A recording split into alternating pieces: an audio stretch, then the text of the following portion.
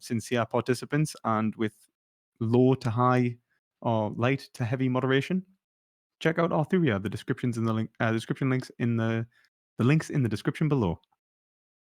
But Nice yeah, one. let's get into this debate. So Nice one, man. Should we the get Stone to proposition is introduce the prop? yours, isn't it? Yeah. Sorry. Should we get Stone to introduce the prop? Yeah. Yeah. Take it Yeah, away, man. yeah, that's totally cool. So, like as Perspective said, we do have an official debate happening with him and Footsoldier.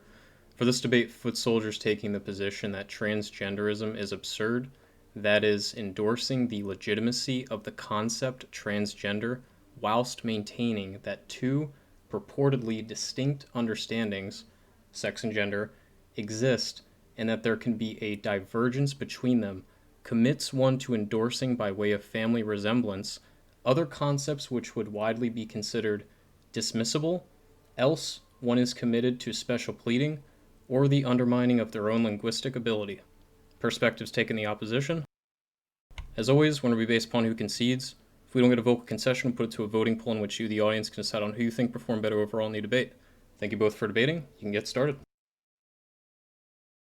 Nice one. So, Perspective, would you like me to lay out some sort of case, or have you got any initial thoughts? I want to understand what you mean at first, but initially, this is what I understand it to be. So you're distinguishing between sex and gender. Sorry, you're saying that we cannot hold a distinction between sex and gender. Right. Um, and if we do, yet hold transgenderism to be possible, I think understandable, coherent, then we are in error. Would you agree with that?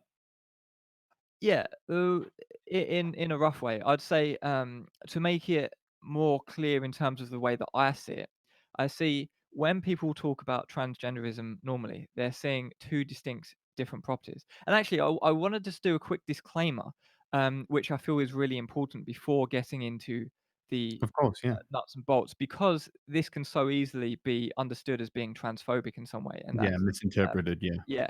So that's why I wanted to quickly just do a disclaimer. So this debate has nothing to do with transphobia. My view is not that we should be accepting of trans that my view is not that we should just be accepting of trans individuals in society. My view is that there are no trans individuals at all, right? So when a woman becomes a man, then that person is now just a man and no longer a woman. So I would argue separately and beyond the scope of this debate that my position leads to greater equality and less discrimination in society, and maintaining the baggage of trans identity is actually harmful to the very people who want to identify as trans. So if I'm correct in my thinking, my view as a gender abolitionist is more progressive and conducive to creating a more equal society, to the extent that promoting trans rights would actually be harmful to those identifying as trans, juxtaposed with my gender abolitionist view on the topic. So I'm not saying anything negative about the people themselves. I'm not saying anything negative at all. I'm just talking. I'm talking philosophically just about the concept of gender and whether it is coherent philosophically, if that makes sense. So Yeah, absolutely. You're basically talking about the what is the pure philosophy of gender. You're not advocating harm for to anyone or or saying that discrimination is acceptable or not. I'm assuming that, well, you being a vegan, the same as me, we are both sentientists, and I think we both agree that whether people are labeled as trans or not, they are regardless conscious subjective beings who are worthy of equal moral consideration. exactly, And so should never be discriminated against or treated unfairly. And I exactly. hope that is clear throughout this debate. Yeah, yeah, That being said, discussing the issue of trans being absurd is obviously a controversial topic at times. And so what we are talking about here is whether the concept itself is absurd. Nobody is invalidating a trans person's experience within the world. right. And in fact, I'm going a step further and saying, um, I'm being radically equal in my saying of people who identify as trans. I'm saying no, you're not trans. You're just you're whatever you you want to be. Like you are what you are, more accurately. You're I'm ev saying so. well, this is the thing. So that's where the debate's gonna happen. Like, which one is it? Are you whatever you want to be, or are what you are? Well, when I say you are what you are, I don't mean like they're. Well, I'll just get into it now, right? So the way that I see it, there's two properties. Just as I was saying before, I got into that disclaimer. So there's two properties: persistent sex identity and arbitrary gender identity. And these are the two properties that people normally see when they're talking about gender and when they're talking about genderism. They see these two things: persistent sex identity and arbitrary gender identity. So persistent sex identity, it persists even despite sex reassignment surgery. So let's say the person was born a man, then some people call it biological sex. Some people might say a birth assigned sex or whatever. But this is the persistent sex identity that people think doesn't change, right? And then you've got on top of that another layer, another property, arbitrary gender identity, which people say does change and that can diverge from the persistent sex identity. I am saying no, there is no such thing as a persistent sex identity, and I'll argue that in various different ways in a second once we've just discussed and agreed upon these two distinctions.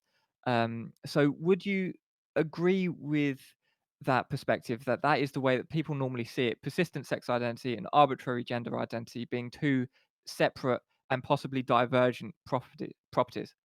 I would say that they would normally hold a distinction, and that distinction relates to what I would consider material and the other performative actions. Okay. So the persistent sex identity, for example, is usually related to what you said, like biological sex, related to the sexual function of the individual, the capacity to describe the individual within physical terms as being a particular sex.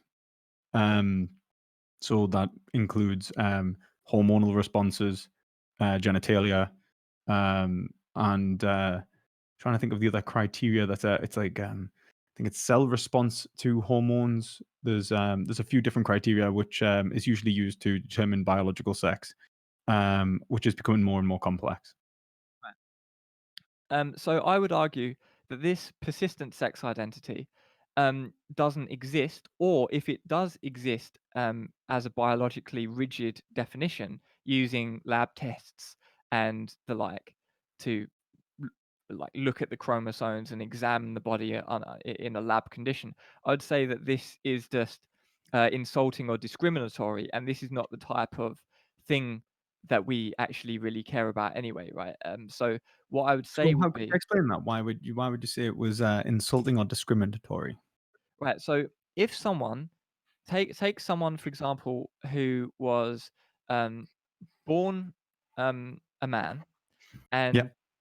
and then decides to um, have Mm. surgical modification to become a Mhm. woman, then Mhm. under my view, that person is now a woman. So now if you go up to that person who's a woman and say, "Oh, are you really a woman?" and you take them into a lab and you examine them in a lab and say, "No, no, actually you're not a woman.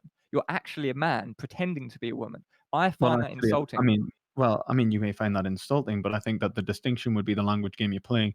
So if you were to go, "You're a woman," no, you're not actually a woman, you're a man. One, I would say that was insulting because that misunderstands the conceptual difference between gender and sex in the first place. Like, what they've done is they've said what makes you a woman or a man is the connection to your biological sex. Well, not necessarily.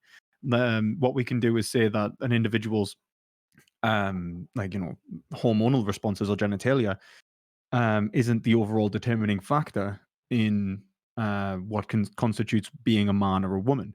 I think there's a very famous quote by, I think it's is it Du Bois? I think Judith Butler uses it.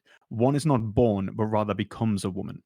Um, I would say that I would hold that to be the case. So if someone was to say that um, that I've took you into a lab and I've determined that you are indeed not the gender in which you are performing as, but instead you are the gender from which you are the sex and the gender from which you are born at birth. I'd say that you haven't understood the distinction then properly between sex and gender. Right, I One find is one is material, one is performative. One exists within sociological norms, sociocultural norms. One exists within an individual's self consciousness, their understanding of self. It's a second order normative game. It's a game on top of a game. right, so what I'd point out here in terms of, rather than just talking in, um, a common sense term, I wanna try and bring it into more of a philosophical distinction.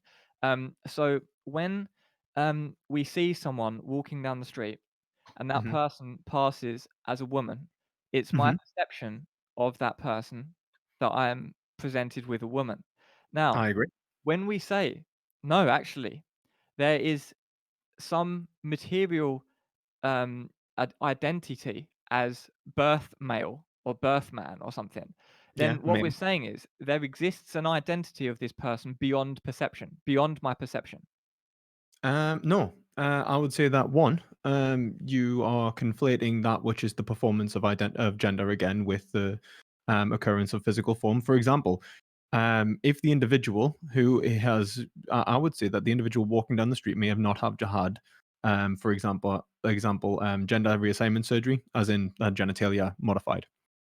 Do I think that they are still women? Yes. Like for example, if someone still has testicles, they appear to be a woman, they are still women.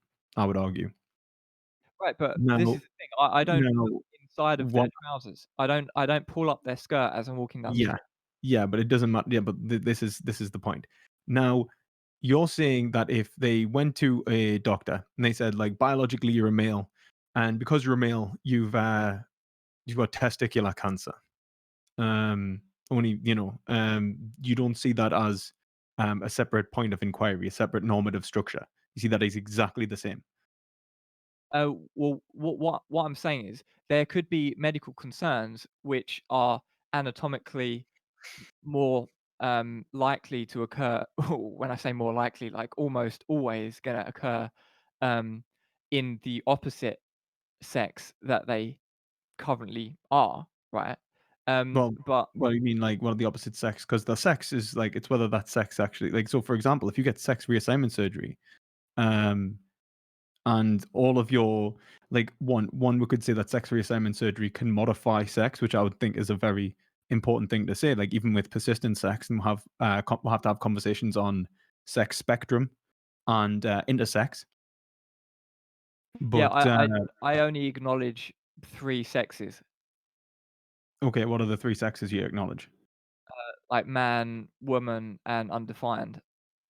Right. See, what I would say is that there is usually, when we talk about intersex, there is a variety of intersex phenomena which we know is more or less common, which helps us understand the individual and their likelihood of like perpetuating certain diseases, having certain disorders, having certain issues with fertility, and a plethora of other medical information which we can gain information from, and that's even just within the binary system.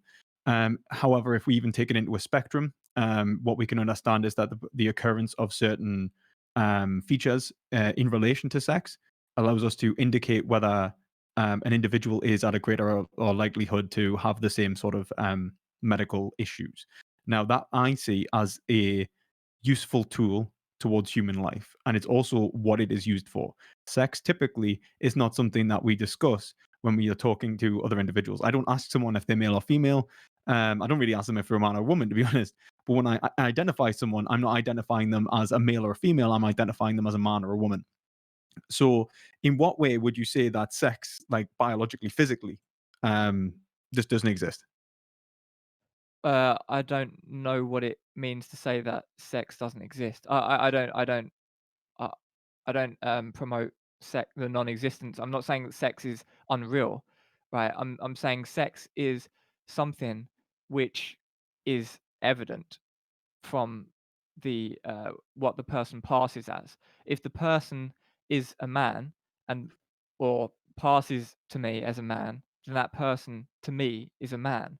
If that person passes a woman, then that person's a woman. And if, like, for How does that example, give you indication on that physical form? Like, if you're a doctor and someone walks into the room and they pass as a woman, and they're complaining about stomach issues, like issues with their gut, but you obviously do not know that they are actually transgender in the sense that they've transitioned from one they like from one gender performance to another. So what you indicate, someone tells you like they're having these pains, you think, okay, well, maybe it's cystic, was it like ovarian cyst, so maybe they're having an issue with their menstrual cycle or something like that. Although they do not have any of those organs, because at the age in which they were born, like at the age of development in the womb, they didn't develop those organs. And so when it comes to biological sex, they are not female, do not have those organs. Now, um, how is it that a doctor could indicate that from observing an individual's performance? Well, there's many women have hysterectomies. Many women don't have certain organs indicative of. Many Um, women don't. sorry. I said many women don't, yeah. I mean, like, obviously, we'll have to agree that there is some sort of particularity or individuality, rather, to the individual. Like, as in, like, like some people have certain diseases. Like, if you've got Crohn's disease, for example, whether a man or a woman, and you complain about stomach issues, it's probably likely to be part of your gut, rather than like you just assume that it's their ovaries or something. Obviously, it's individualistic. Right, exactly. So, but this is the thing. Many women, I'm not saying a large percentage, but many women do have had hysterectomies or have had surgical removal of certain um, f- woman anatomy organs, right? Mhm. But though we don't say that woman is no longer a woman, or that woman who was born a woman is now no longer a woman because she doesn't have a womb or something. We don't say that, I right? agree. Yeah. I So agree, and I think that ultimately that has nothing to do with gender again. I think it's yeah. physical sex, but Well, I don't know if what she's no gender is. longer female, well, of Well, course not. I mean, there's a great amount of information that goes along with being female. It's not just having a womb, like having self-responsivity to hormones. There's quite a large list of factors which normally include like the ability the ability to divest an individual biologically from another, so saying that they have certain hormonal responses and so on. But so then, what you're even getting then, at, there's typically family individuals, resemblances. There's family resemblances, which what we lead have us. is normative structures which try and, at best, explain to the greatest degree the complexity of the physical form. But Right. then So the physical form is still separate. It's still kept separate from the performance. Like you could be any physical form and then perform separately. right, but we have family resemblances here, is what you're saying. A woman generally is someone who might have a womb, might have ovaries, might Female is act. someone who has or usually has like ovaries, who usually has a hormone responsivity of so on towards estrogen, has the production of estrogen within that system, has like there are biological differences typically between sexes Right, that but the we thing that we agree upon. Yeah, the thing is though that we can point to women who don't have wombs, who have atypical hormonal responses, who have atypical Mhm. character traits for a woman in a certain society, have atypical everything, right? So all we can But do if you were to is say that say all that of those they're things family resemblances, right? no, if you were to say all of those things didn't apply, then you would say, "Wow, this person is not female." That doesn't Not necessarily mean not they're a male necessarily. because they could be intersex. No, not necessarily, because if the person, there are cases of people who have the quote unquote wrong hormones for their identified sex, right? But we won't say, "Oh no, look at your hormones," right? So it's a family resemblance of there's the whole bunch of things that we think if there's enough of these things, then that person's a woman. If there's enough of these things, that person's a man. So all I'm And I saying would is, say that it's useful to characterize them in that way to understand them in relation to certain risk factors and so on for medical intervention. right, Like, for and example, increased estrogen levels increases your likelihood of breast cancer. Doesn't mean men can't get breast cancer, increases your likelihood of breast cancer. Having ovaries increases massively the likelihood of ovarian cancer. But then right, right, it but you're agreeing with me here that there are crossovers and family resemblances, and we can sort of say generally this type of thing applies here with all these characteristics, and generally this. type of thing happens there. So Mhm. we're agreeing with each other on this, right? But Yeah, what there's a normative structure that's applied to the physical form that doesn't perfectly fit every single individual individualistically. Like it's a universal that sometimes applies to one and the other, and then there's outliers in regards to intersex and so on, which have different relations towards like certain causal indications. But overall, like for example, the usefulness of having this like distinction allows us to make distinctions between individuals and then say like, okay, what is the likelihood of women who, um, consume X food to develop said disease? And by the fact that we're able to divest men and women apart, we're able to do studies which show the risk likelihood in relation to certain biological features that would be otherwise impossible. If we were to just lump them together in the sense and say, okay, we would have to, what we would be doing it, all we would be doing is saying the exact same thing. We'd be saying, okay, people of a certain characteristic that hold five of these traits um, is capable of, let's say, having a greater risk likelihood of this disease. In which case, we are going to run a trial to see if these traits correspond to this greater like risk. If they are consuming X food or whatever, right? Like, are they going to have increased ovarian cancer or increased breast cancer or whatever it is? And so when you do that, all you're doing really is you're playing a semantic game because the point of female in the first place is just a catch-all for that. It's a genus, it's a categorization which holds in it those individualistic metaphysical properties, those individualistic aspects of the individual. And so that's all female is anyway. look, I think what you're doing is you're talking a lot about things that we agree with. Let's try and look at the things that we don't agree with. So one of these main things that we're talking about I want to get this medical topic off the table so we can move on to what I Well, actually no, because the medical topic is very important because yeah, the it is. So distinction I between want to wrap sex it and up. gender So I is want to wrap it medical up. typically. Yeah. Right, right. So I want to wrap it up. So let's think about it. If a woman has had her ovaries removed, is she at an increased risk of ovarian cancer as opposed to a man? No, probably not. No, no, because it's impossible. So, what you're saying is, yes, in general, women who have ovaries have a higher risk of ovarian cancer than men because men don't have ovaries. Right, I agree. We agree that that's obvious, right? But at the marginal cases of women and at the marginal cases of men, like men who don't have testicles or women who don't have ovaries, at the marginal cases of anatomical men and women, we see that the risks don't apply. So would it not be more Or they important overlap. to sorry?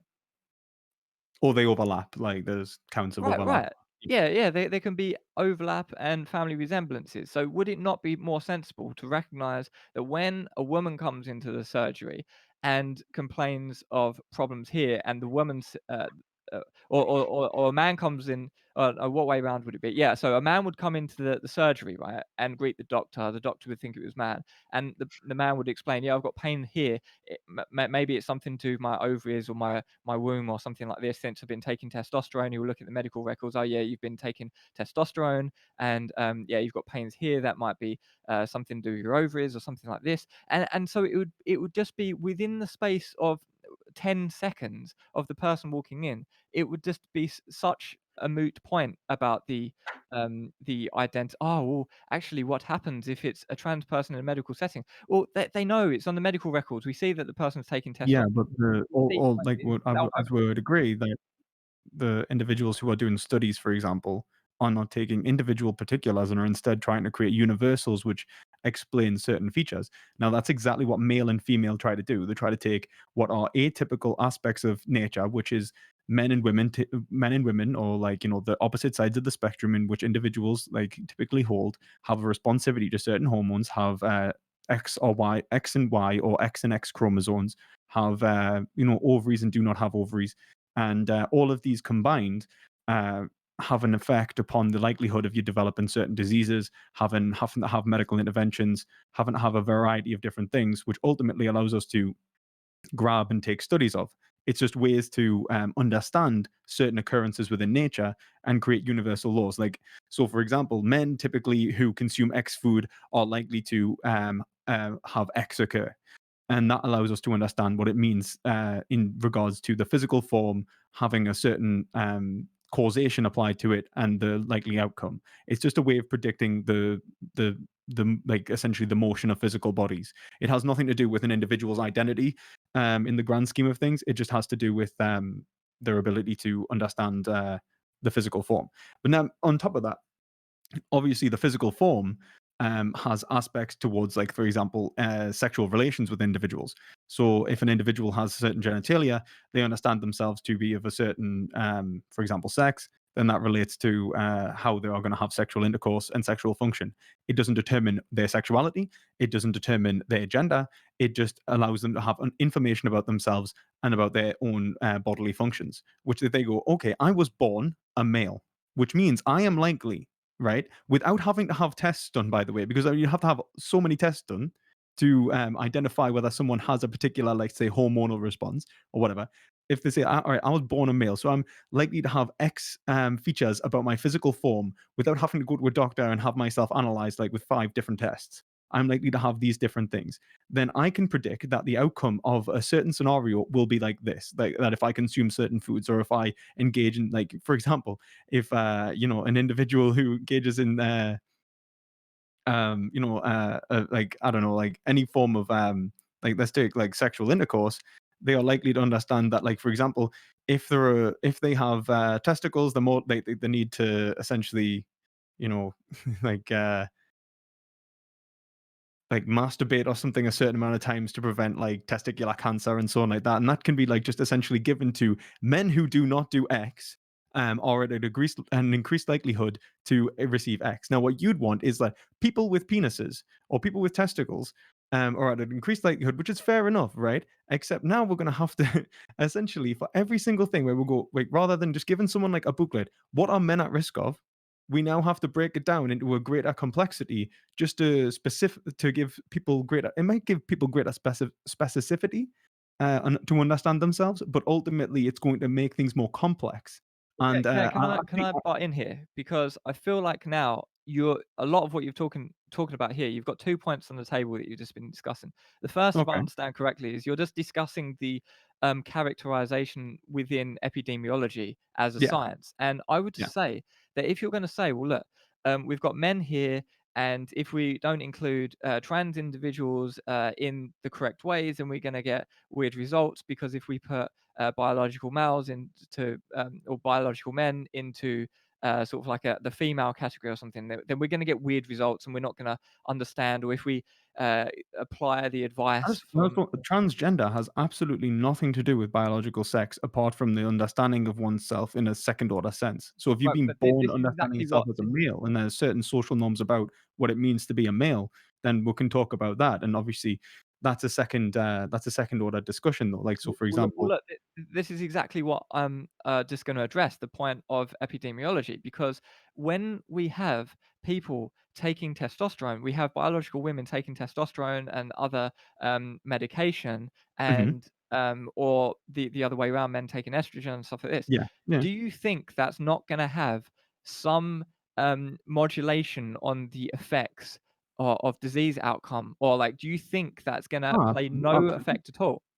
No, absolutely. Like, of course, like someone taking estrogen is going to increase their likelihood of certain diseases, same with Right. testosterone, or Right, reduce so it's gonna in completely skew the results. So if you include these marginal case individuals in epidemiological studies about on a population scale of divided into men and women, talking about certain men and certain women type problems, you're gonna get completely skewed Well, results because they're it would be marginal like case including, people. yeah, but that'll be like including, like, for example, again, it's like catch-alls. It's like what we would be doing is including, like, if you're doing studies on men and women, and you'd be saying, like, atypically, like, this amount of like, what we have is if we, basically, we like, one of the main things for this is essentially being able to have large population studies in epidemiology. Like, if you were to divorce, like, for example, these concepts, which, by the way, are the majority of which people understand their physical forms from. So whether they can understand them for themselves in a form of a spectrum in any way is a point of contention. But let's say, like, people understand their physical forms in relation to this biological sex. So when they are surveyed and they are used and information is gathered from them, they tick a box which says male or female. Now, however, if you were to get people to try and survey, for example, I don't know, 1 million people across the world, and you get them to tick a box, and it just said, "What is your chromosomes What is your hormone response level? Do you have like, so on. Now that's fair enough in some respects. Like some of these things may be possible, but a lot of them are maybe unknown, and a lot of them may be conceptually absent from the individual. Now, if you were to say, "Are you male or female?" and then give them an outlier, have you had a hysterectomy? Um, or are you male or female? Have you had, do you, like, I don't know, like, do you have like are you intersex or anything like that? Is there an outlying aspect of you that is like different? If so, specify. It means that it just allows for the most quickly, the most efficient means of gathering information. That's all it is. It's not like it's giving, like, as I said, like we can gain more specificity by again delving into the concepts that lie below gender and evaluating various physical aspects of both sexes, which is very useful. But ultimately, for gaining information epidemiologically, we are going to need some level of generalization, because if we are Right, being I agree. totally specific, it's just going to get too complex for even for any study to function.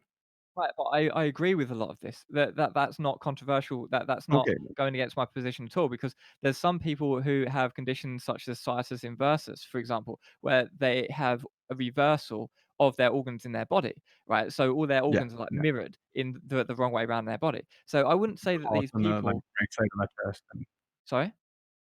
like hearts on the right side of the chest and stuff like that. And it's like, Yeah, yeah, everything's yeah, swapped round, right? It's not, that common, but people who undergo sex reassignment surgery aren't that common either. But so I don't know, maybe it's equally common, maybe it's even more common to have, situs inversus than it is to have sex reassignment surgery. So, if someone has their organs around the other way, or they have some other disease, or not disease, because I picked this out specifically because this isn't a disease. This is something which is just a difference in people. That people are just born yeah, differently. diversity, some sort of biological diversity. Yeah, Right, yeah. So I actually know someone with this condition, and it is a totally normal, fine guy, but he's got some individualities in terms of um, uh, like in terms of his health, he's got a few individualities, but it's not like he's not like diseased or something in the sense of someone who maybe has cancer or something like this. That's not what yeah. I'm saying at all. But what I'm saying is someone with a condition like this, which is just rare and quite odd. Um, Odd in the sense of it doesn't it's rare and unusual, when it could skew the results an incredible amount in terms of epidemiological studies in general, then that would be something which would be of vital importance to specify um, there on the additional notes, or whatever section Mhm. you'd be filling in on the survey. So Yeah. if you're like, yes, I'm a woman, and then you say on the additional notes, I was born male and take estrogen, then that's all that's required. Of course, you need to put that on the It same way gives that if you've got yeah, that situs gives you inversus, a you need to put that considerable on. amount of information, very quickly. But if you were to say, um, like, if you were to not have that, like, possibility of saying, "Yes, I'm a woman," have I had, like, for example, a gender reassignment surgery, or, taken hormones or whatever, and instead you go, "Do you have testicles?" And then, like, "Did were you born with, were you born with testicles? Do you Well, still have you those don't testicles?" need to Like, specify that all kind of that on thing. the Like, survey.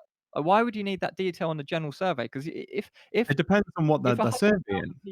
100,000 people are not gonna have to answer all of that information, it's gonna be self-evident, then for the one in 100,000 people who comes along for their, for the survey, then, writes in additional notes, This is "Oh, the I thing, was like, born a what they man, I have no to longer have, have they testicles or a have to penis." have a certain criteria from what they're trying to investigate anyway. So when they're talking about, for example, the criterion which we would say is biological male, we're really just talking about one side of a spectrum, right? Like, that is like the likelihood of of achieving a certain minimum criteria of, like, having, certain chromosomes, biological responses, and so on, right?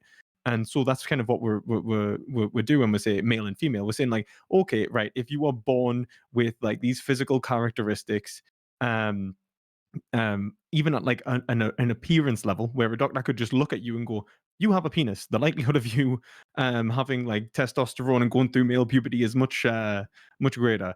Um, it just allows an individual who's understood themselves as male to essentially put down male, and unless there's some sort of, like, like issue that they're unaware of. It gives a lot of information very quickly. It essentially tells people what side of the spectrum they are most likely on, because most people fall on either side of the spectrum. Like intersex is typically quite rare, and it's like there are a few cases in which like maybe like the max amount of intersex is 1 in 100, right? And that is a very limited definition. That is a very specific definition of intersex, which mightn't even be cast as like intersex. If you have like when it comes to like having medical relevance, typically it's like 1 in 1,000. Yeah, yeah, it's So very rare. it's quite rare. So like if you're talking about like for example an individual, like if you were to include gender in the discussion of sex, then it skews things. What gender are you? And that's not even Yeah, including the I'm fact not that including gender gender. can I dissociate don't logic and acknowledge change. that gender even Well, exists. I you're don't know not. what gender means. So this is the thing. You said that if you're a man, you're a man. If you're a woman, you're a woman, and it's all about performance. But then I'm I'm saying saying that performance is what separate. constitutes male or female is a number of different factors and family resemblances, right? But So that's nothing to and do with performance again, though. So if we say well, that no, that's it part of it. constitutes, but if we all say that sex is not a performance, it's to do with a ontological inevitability which you cannot control. Like I can't control, for example, what like I don't know organs I was born with, for for example, then we could say that like there is a definite difference between performance in terms of gender, in terms of like what I appear to be doing, and sex, which No, is no. like physical Firstly, characteristics of my body, you which I can can control. manipulate. You can You manipulate can it, but you change the can't organs you were totally born with. control. Yeah, You that's can't just take, for that. example, you can get gender reassignment surgery, you can take hormones, but you can't change your chromosomes, and you can't change the cell receptivity to the hormones. So, like, there are things you can and cannot control about sex, and they are vital importance when it comes to the likelihood of risk and diseases. Yeah, yeah, but you've already agreed with me that we have marginal cases in both sides. And firstly, you say you can't change But your we're organs. not You can having change your marginal organs. cases It's just anymore because what you're saying, marginal cases is fine because marginal cases allows us to say, okay, we have a universal principle, and when applied, there are X amount of cases which do not fit the bill, showing us that our understanding of sex is probably vastly underwhelmed, like vastly underdeveloped, which means that yeah, like maybe we should understand sex to a greater degree. Maybe we should have better definitions in the future. But ultimately, it's a normative structure used to capture physical bodies. And that's fine, right? But that's what it is, and that's what I would say the separation of sex and gender. Well, gender is a performance in relation to other individuals, which you've just sometimes includes defined it as sex. such. I But disagree. Right? I just you've just asserted it as such that there's no like how? when I see someone who just for me passes as a woman, that person's a woman. I don't then examine their trousers, like look inside their pants. Like I don't need to do that. And the like when you're saying, oh well, there's this medical sense and there's this performance sense. No, look, if a person wants to be a woman and goes through all the trouble to achieve that end Then and yeah, then becomes a they're a woman, woman. you're Yeah, insulting them by I'm saying not you're calling not them. I'm you're saying a they're a man. woman. I'm You're saying a they're a man. woman. You can never be a woman. You can never be what you want. You're I a think man, you and you misunderstand gender must and sex. what? 'Cause you're saying that I'd be calling them a woman or a man. No, I wouldn't. I'd be calling them a man or a woman depending on what they're identifying and performing as. No, look, if someone rocks up and says, "I'm a woman," they look Mhm. like a woman. Everything about them, it's like they're a Then they're a woman, woman. and they're saying they're Yeah, a woman, and then you're gonna then they're a come woman. along and say, "No, And say they're a actually, woman. And say they're a actually, woman. you're a man Uh, according to your medical records, and according no, to I'd this and say that that, you have to be you are you." born male according to your medical records, and that holds medical Yeah, relevance yeah, at but I've some got no point. problem with Like, saying they were born m like but you are born male, and so you may when have have I ever said testicles, they and that can't be has born a medical man? relevance at sometimes. Like, When have I it's ever not said like they that at can't be all. Like, I'm born a not man? saying you're not what you appear to be. That's absolutely wrong. I just think that you don't understand the difference between sex and gender. So No, no, look, if someone was born a man but is now a woman, I've got no problem with saying that they were born a man and is now a woman. They have become a woman. But for you to come along and say, "No, actually that you weren't person born is still a anything. man." You weren't born a man. You weren't born a woman. You're not like, that's why I used that Du Bois quote. No one is ever born a man or a woman. That's nonsense. One is not born, but rather becomes a woman. Simone Du Bois. Right, but that's incompatible with everything you've just been arguing in No, it terms of isn't. No, it isn't. chromosomes It's and X, Y, and Z absolutely no, it's medical stuff. absolutely compatible because you're taking woman to have something to do with biological sex. Well, I'm not. I'm holding the distinction. You're asserting that there isn't a distinction, and that if I hold the distinction, that they aren't compatible, but they're absolutely compatible. I'm willing to explain why. Uh, right. So if someone is born biologically um, female or Mhm. so a woman biologically or a girl Female, yeah.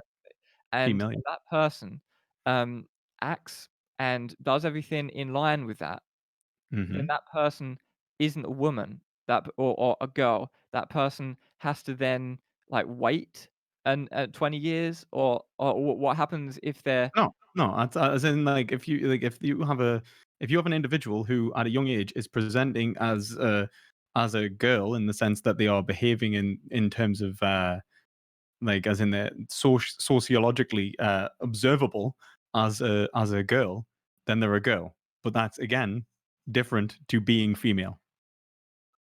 right, so you're confusing you're just asserting gender and confusing the 2 things. Can we be clear No, here? We're no, talking okay, about sex. okay. So when we talk about sex, we are talking. I am speaking specifically about biological sex and one's physical form. When we speak about gender, I'm talking about the normativity that is placed upon people's actions, which allows them to understand themselves and have a notion of consciousness, and identity, which allows them to divest like aspects of themselves from other individuals, give them a way of behaving in the world and performing towards other individuals. That would be gender. Sex, physical form, gender, acts and performances. Right, so when a baby is born and then the midwife says, "Congratulations, it's a baby girl," you're saying that's not possible. It has to become a girl. Yeah, Right, so, I would say that the doctor midwives typically would say typically use words like male and female, and well, we typically use like man and woman as related to biological sex, and that's because norms and conventions have historically been tied to biological sex.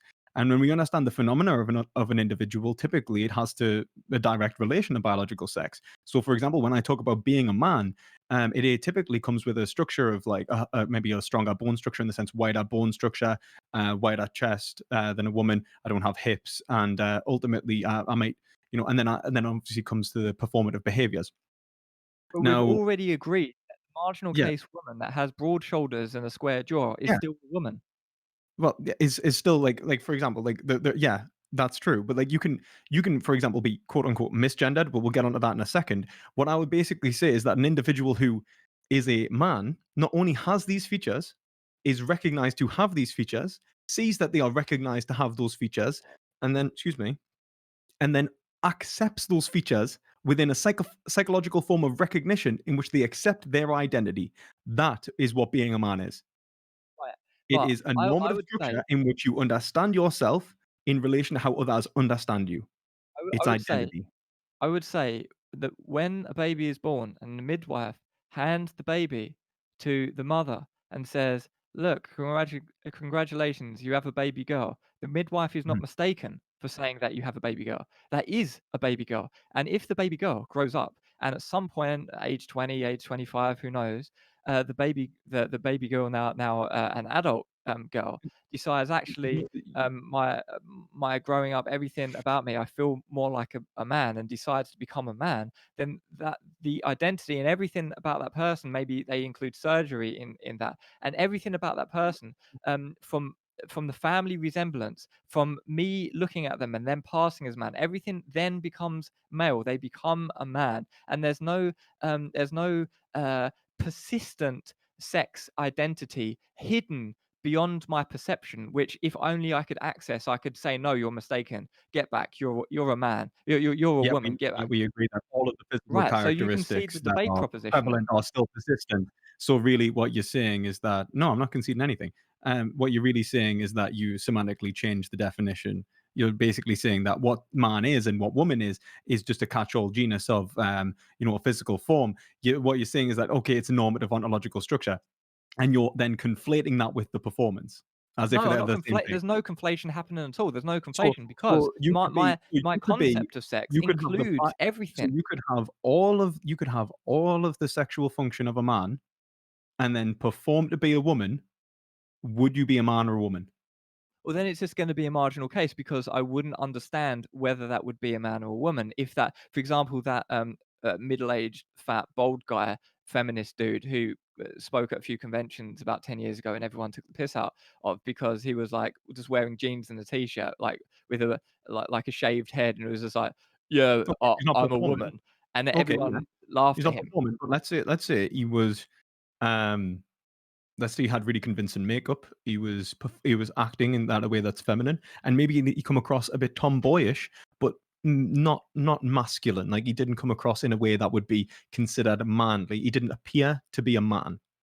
Well, if Now, I was confused, I'd simply ask that person, there's no um, confusion. He's a woman. oh, well, Like she's a woman. if she passes as a woman, then it's a woman. If yeah, so if she passes as a woman, there's a woman. But then why are you saying that if a doctor says that's a baby girl and they're doing it purely off physical stimuli, that that has anything to do with their gender then? Because there's an absence of all of the other characteristics which goes into defining sex at a later date. But once that has developed, then that's present, and that needs to be taken into consideration. Wait a minute. So say that again, sorry. So when they're born, the baby can't even talk yet. They can't express how they feel. They don't know how they feel. They're a baby. They need to develop their feelings. They need to grow up. They need to go through, I don't know, childhood, and then understand where they're at. Maybe for some individuals, it's going to be earlier. Some individuals, it's going to be later. But at some point, if they do feel like they identify more as something other than they were born, then they have the right to transition to Why whatever does they want to their wait a transition minute. as later in Wait a minute. life. Why does their understanding of themselves matter if it's in relation to what's purely observable? Well, it's paramount because what is purely observable to me is everything they make of themselves. All of their everything that goes into that person. Maybe the sex reassignment surgery. Maybe they don't even have the sex reassignment surgery. They decide that the man decides to wear some sort of like fake quote unquote like breast piece in the meantime, and they dress slightly differently, they express themselves slightly differently to fit in exactly how they want to identify. Now, Mhm. I think that gender expression is nonsense. I think that we have an average characteristic of like average characteristics of how women in our particular society seem to wear clothes and seem to act and seem to do things. If you go to India, then men wear skirts, and wearing Mhm. skirts isn't feminine. Okay, It's so gender is socio-culturally relative, yeah, okay, it's which culturally just means relevant. that it's a Yeah, that's language fine. or a game that's independent of, certain concepts, like, that individuals from other cultures can have gender that's different, that's fine. No, no, that's just how people express what it means to them to be uh, part of the female community in terms of the female sex, right? And in many languages, for example, German, Geschlecht, for How is it example. anything to do with female sex? Well, Sorry? like, I thought we just agreed that people could just choose. So, like, in terms of if you mean sex as in the physical characteristics, I would say that, okay, there's certain norms and conventions that have been built upon sex, but they are independent of sex, that they are a separate socio-cultural phenomena. So when I analyze what is sex, and I analyze what is gender, I can see that there is a variation there. You're just asserting One this. is an identity, one is a performance, one is phenomenologically distinct from the other. So if Yeah, I right. say the You're just ontology, if asserting we talk this, and about it's got no, no no, no, basis. no, It's the got no ontology of basis in sex. other If we language. talk about the ontology of sex, we usually talk about physical biological characteristics. Would you not agree? Look, you're just asserting Do this we talk within when the we bounds of say the English language. no, If we no, look at no, any I'm not other asserting language, let's Footsoldier, stop over talking to excuse each other, man. It's getting frustrating over talking to each other. Let's take turns, man. When we look at any other language, like German, we see Geschlecht is sex. Gender is the same thing. It is one word. We don't have two separate words in German. If someone's a man, they're a man. If they're a woman, they're a woman. And it depends on how they pass in society. In Latvian, in Estonian, in I think in Russian, it's the same. In pretty much every language apart from English and a few, maybe a few others that I don't know about. In every language, it's the same. There's this one term, right? It's quite rare that we have this divergence between what does that sex and mean? gender. Why would that make a difference, right? So just because an individual has a limited vernacular in order to differentiate, identity from the physical characteristics of a being. Doesn't mean that there isn't a difference. So if we talk about the ontology of sex and the ontology of gender, I would say that they correspond to a great, vastly different objects. The first one would correspond to a physical being, whilst the second a performance. Now, I can explain why happily. So, if we talk about, for example, even in terms of like, I imagine in most languages, there are stories about coming into, coming to be a man or be a woman, and they talk about being a man, as in like what is expected of you, right? Mm. Now, those expectations may be tied to your like sexual like birth, but at the same time, the what identifies them as that individual is a combination of like you are a man when you do X, you perform X, and appear to be performing X. I can judge you as doing so. So you are a man. That makes you a man, right?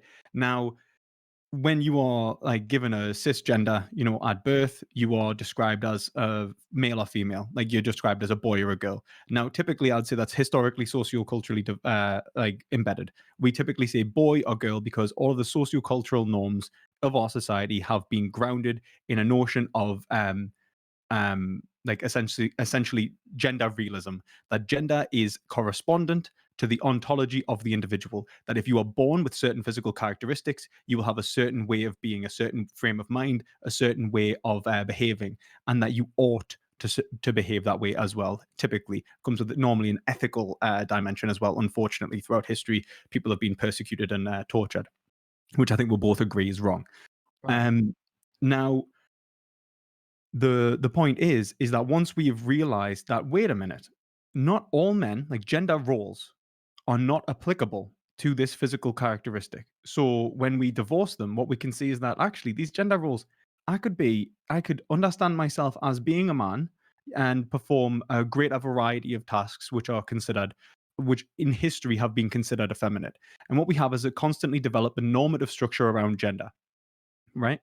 Now, what I would say is that you could even have, in theory, new genders develop in which people understand themselves in relation to each other with certain identities, as, for example, gender non-conforming, and even people asserting now that they are a third gender or a fourth gender. And if it was socioculturally accepted, it would become the gender. It would become the norm. Now, you wouldn't then be able to say, if that was the case, that an individual was born that gender, because sex has always been historically, culturally understood as binary. Now, if that binary structure still remains, yet gender is no longer binary, how do you explain when someone wants to become that third gender when they are born with a certain physical characteristic? Well, I don't know what it would mean to be a fourth gender, right? Other than just like undefined or something. Like I'm already granting three. So sorry, not gender. I mean sex. Like I'm granting three sexes already. So I'm granting male, female, and undefined or androgynous or something like this. But But you don't think there could be another one develop? no. If I could understand what it would mean for that, for there to be another one, then How I'd would you grant it. understand? But I don't understand what How would that you would look like. understand? So let's say there was a new gender that was performative. How would you understand that? Well, I don't understand it if it's a gender, but if there's a new type of sex that is, a new sex which is developed somehow, I don't know what it would look like, but if you could explain to me how it looked, I'd probably be like, "Yeah, cool, I'll grant a fourth sex," right? But that doesn't, There's no support sex. that There's doesn't no physical support characteristic gender. change. It's purely in the psyche of the individual, Or do in they their act? performative actions. Do they There's act no in accordance? physical difference. They d They just if behave they act differently. in accordance with it, everything about their being is accordant, with this fourth sex, then I'll just grant it. But if there's no So way that there you is a could. Sorry? sorry, I didn't mean to interrupt.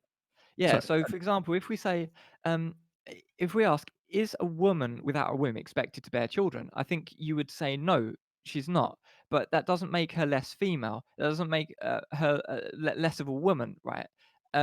And so we can have marginal cases of people who, um, are in society, who the quote unquote like sex roles or the sex behavior, expected of them is divergent from their sex. Like, for example, a homosexual man is not a woman, it's a man, right? now, And right? in the same way, a man who becomes a woman is not a man, it's a woman, right? So we can just say, okay, everything about this person indicates that this person is of this sex. We don't then need this additional thing which diverges, that we can say, no, you're mistaken. Actually, your identity as a man is false. You're actually secretly a woman, or whatever. We don't need this Why? insulting No, no, divergence. you don't. It doesn't have to be insulting because we can differentiate.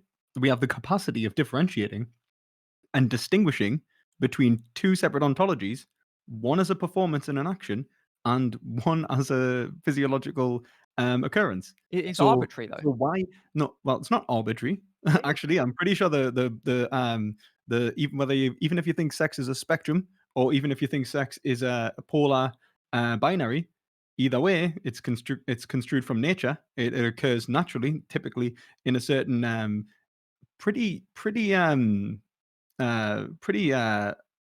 what's the word, predictable functions. Like we can understand that people will atypically perform, like as in like be born with certain characteristics, and that it is likely to come from certain physiological characteristics. So like, when like a male and a female have unprotected intercourse, and both are fertile, the likelihood of producing offspring is much greater than two of the same sex. Yeah, but Um, what about all the asexual but then and that wouldn't make sense if your theory was to be accepted, because two men and two women would be just as likely to produce offspring as the opposite sex. no, because So how would we you distinguish could it? have you could have asexual organisms. You could have a whole. There's more than just male and female organisms in nature.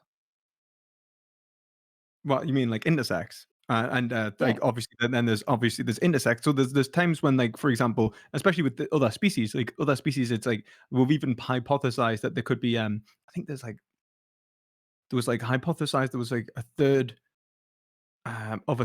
sexual function in which like you could have a male who fertilizes a female and then have a third sex that would carry the child through like another right, act of intercourse, and that would be like hypothetically possible. right. Yeah, but not only hypothetically, we have But no, but that'd be asexual like physical. organisms already. But then you could just like, like you could see that, okay, that is that an understanding of sex is not like in the binary function may not apply like to Right, that species, but that's irrelevant. Like, right. So the dichotomy, it has been rendered it does seem to be a been dichotomy. proven false. What do you mean dichotomy? If you mean between What sex and gender, dichotomy? yeah, False the dichotomy. dichotomy, like the distinction's still there. If you mean between two forms of like male and female for the human species, it's pretty solid. Like even if we accept the spectrum, it's Yeah, yeah. like For the like human most species. people on one side, and then like most people like half on one side and half on the other, and then a few people in between. That's like really, it's exactly the same as saying the polar model with outliers. It's saying the same thing in a different way, but sex still exists. Right. And No. then not only does sex exist, but it exists as separate to the performance an individual makes within society, which is Right. ontologically different. So when I Okay. understand the phenomena that Let's is to take be that a and run with it man, then. well, one second. If I understand the phenomena that is to be a man or a woman, I understand you to be a man or a woman. It has nothing to do with your sexual function in terms of your organs. It has nothing to do with like your likelihood of gaining like certain cancers. It has everything to do with like what you appear to be. And if you Right. So agree with that, then why are we even having this conversation? Because you're accepting a distinction. no, I'm not accepting the distinction. Right. So what you've done is you've cemented your position right now that there is a divergence between these two properties Well, of ontologically, I would there, disagree. there is this thing, persistent sex identity and arbitrary gender identity, that like you've cemented your position on that. So then I'll just run some of my quote unquote reductios for that position. And that would be, for the first one is the star sign one. So if someone was born Virgo, but they believed in astrology in the same to the same degree, with the same passion that people believe in gender, right? And they were born Virgo, right? But they identify everything about them. They think they're more in line with Sagittarius, and they hate the fact that they were born Virgo. So they actually identify more with Sagittarius. Would you say it makes sense? I accept this, and I endorse that person to be a trans star sign individual. What do you mean? Like, as in, if an individual was born, let's say, like at 1 month, and they wanted to say that they were had the characteristics of another month, um, I think that in many ways they'd probably be saying that there was an issue with the theory, the underlying theory. I would say that they'd be probably calling into question uh astrology. Is it astrology? Astrology, isn't it? Yeah, yeah. Astronomy? Yeah, No, no, astrology. but I would reject that because the person believes strongly in No, astrology, no. but Okay. Yeah, but then they identifies. have a incoherent belief. Right, so They if both believe in it strongly, yet when applied, it fails to come to the conclusion. So it's untrue. Their belief is false. right, so that is an exact family resemblance to persistent sex identity and arbitrary gender Okay. in the So if an exact same way. individual, so So let's look at let's just run that through. So if an individual was born with certain characteristics and believed that they were female, but they were born male in terms of pure physical function. Now, can they be mistaken that they were born male or female? Yes, against their ontology. They can be absolutely mistaken.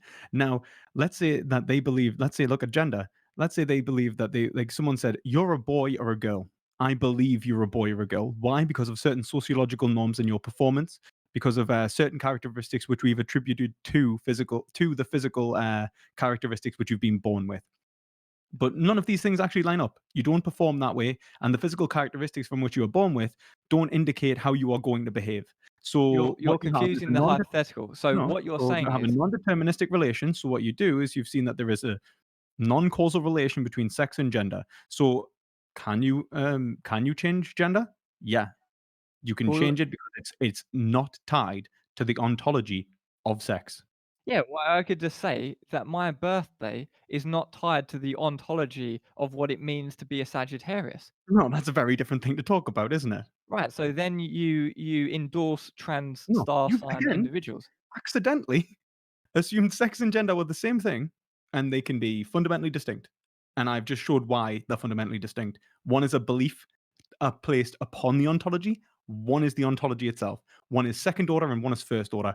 Gender is typically the understanding of how a certain sex behaves in society, but it's a socio-normative construction. It has nothing to do with the actual occurrence of the physical being. On the other hand, the ontology of sex only has to do with the physical occurrence and only describes the physical occurrence. It doesn't describe behavior. Which is One is completely about analogous to the psychology, about star sign. the development of psyche, and one is about the physical form. It's completely analogous to the star signs. I don't think you've understood. Tell No, I me have how understood. tell me the Wait, so reductio on there. I Just have I explain have the my I have reductio. my birthday. I have my birthday, Mhm. right? And then I Okay. have the second order understanding of some constellation assignment based upon my birthday. But I think that there is some error in mystical time. Like I was born, I was sent from the heavens and was born on the wrong date. I actually am a Sagittarius. My identity is that of a Sagittarius. However, I, evidenced by my birth date, um, would be seen in society as a Virgo, but actually I am a Sagittarius, right? Because everything that I believe in this second order way is Sagittarius in nature. So then you'd be committed to endorsing trans star sign individual identity. What I would be committed in saying is that star signs make no sense because the individual who associates a second order property to their birthday and then says that it should allow them to predict certain behaviors is epistemologically impossible, and so has caused a contradiction in their belief in which they are trying to resolve by saying they should have been born on a different day whilst not actually questioning their second order belief and its attachment to the first order property, which is what they should do. And that's what I would say we have been doing with gender. We've attached a second order belief to a first order property. We've seen it doesn't work out. And so we're breaking the connection.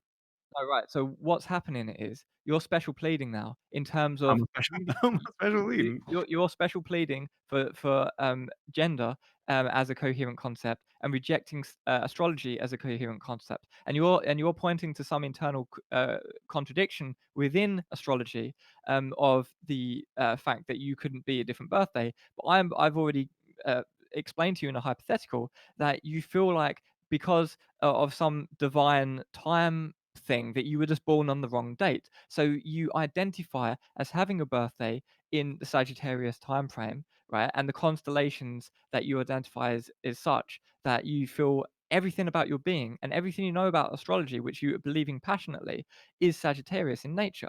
But you're then special pleading and saying that my version of gender is a coherent concept, yet astrology isn't a coherent concept. Well, I don't think gender is a coherent concept. So unless you can actually uh, demonstrate how there can't be a contradiction within gender whatsoever, right? Then, which I don't think you'll be able to do because gender isn't any platonic, doesn't have a platonic ontology. And if you go down that route, I then I'm just going to run error theory. I But don't think it's it has a special platonic pleading. ontology. I think it has a second order ontology, like phenomenologically, based upon the behaviors of individuals and the So existence so of so certain does behaviors in mind. So it so has to does do with the astrology. mind. Well, if you say that astrology has something to do with the behaviors of individuals, and what it's actually doing is it's a description of certain behavioral characteristics which allow an individual to understand their desires in a certain function and how they're likely to on how they wish to interact with other individuals and how they That's wish to be exactly what it is. seen. Then in which case astrology can be differentiated from the then their birthday. So what I would say is that, and if we were to come to that conclusion, critical astrology theory would argue that, well, the tying these characteristics to birthdays has clearly created an issue in which an individual associates certain aspects of themselves wrongly to a certain ontological first order property.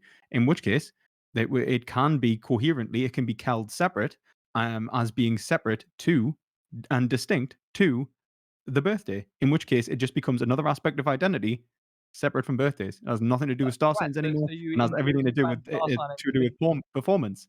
So you endorse trans star sign identity. But do I endorse star sign identity? I think Trans that if star sign individ identity. well, I think that if some like, for example, if we have a socio-cultural understanding of star signs in relation to how individuals behave, then yeah, I think it's a form of identity. Yeah, Do we I think do. that that identity and that performance has anything to do with actually being born on a certain day? No, because astrology is nonsense. So, like, Yeah, but you're the asserting actually it's being like nonsense. no, You're no, I'm not asserting it's asserting it's nonsense. I nonsense. can It's assert that non-predictive gender is nonsense. because of the fact that We have to it's grant incapable of. we Oh, if wait a minute, I'm man. to grant I gender, thought we're you letting have each to other grant talk. astrology. I thought we're letting each other talk.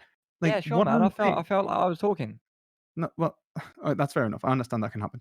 But like I guess what I'm saying, right, is that if astrology is purely a performative act in relation to other individuals, and it can be seen as having been tied to like birthdays and so on, but ultimately what makes someone a Sagittarius is the properties of being like a certain way. I don't know what Sagittarius are supposed to do, or Cancerians or whatever, you know, behaving a certain way, then we could understand that those behaviors and that identity actually may cohere towards individuals where they go, actually, yeah, like I actually fit into that group and it allows me to understand myself to a greater degree. Great. Now, and that would be only available through performance unless you understand someone's birthday. You go, oh, you're a Cancerian because you're like doing X, or you're, a Sagittarius because you're doing Y. And that's how you gain that information, right?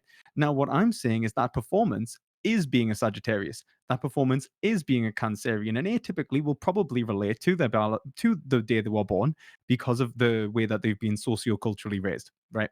Now, what I would then say is that if we were to say that actually the reason that they are acting that way is because they were born on that date, I would say that is an absolutely separate claim. That would be saying that there is actually a reason for them, that is actually a predictive reason that they will behave a certain way, that they should behave a certain way. And that's what biological sex, when it was tied to gender, typically would do. An individual thought of a man as being a physical human being who would behave a certain way because of a biological predictive mechanism.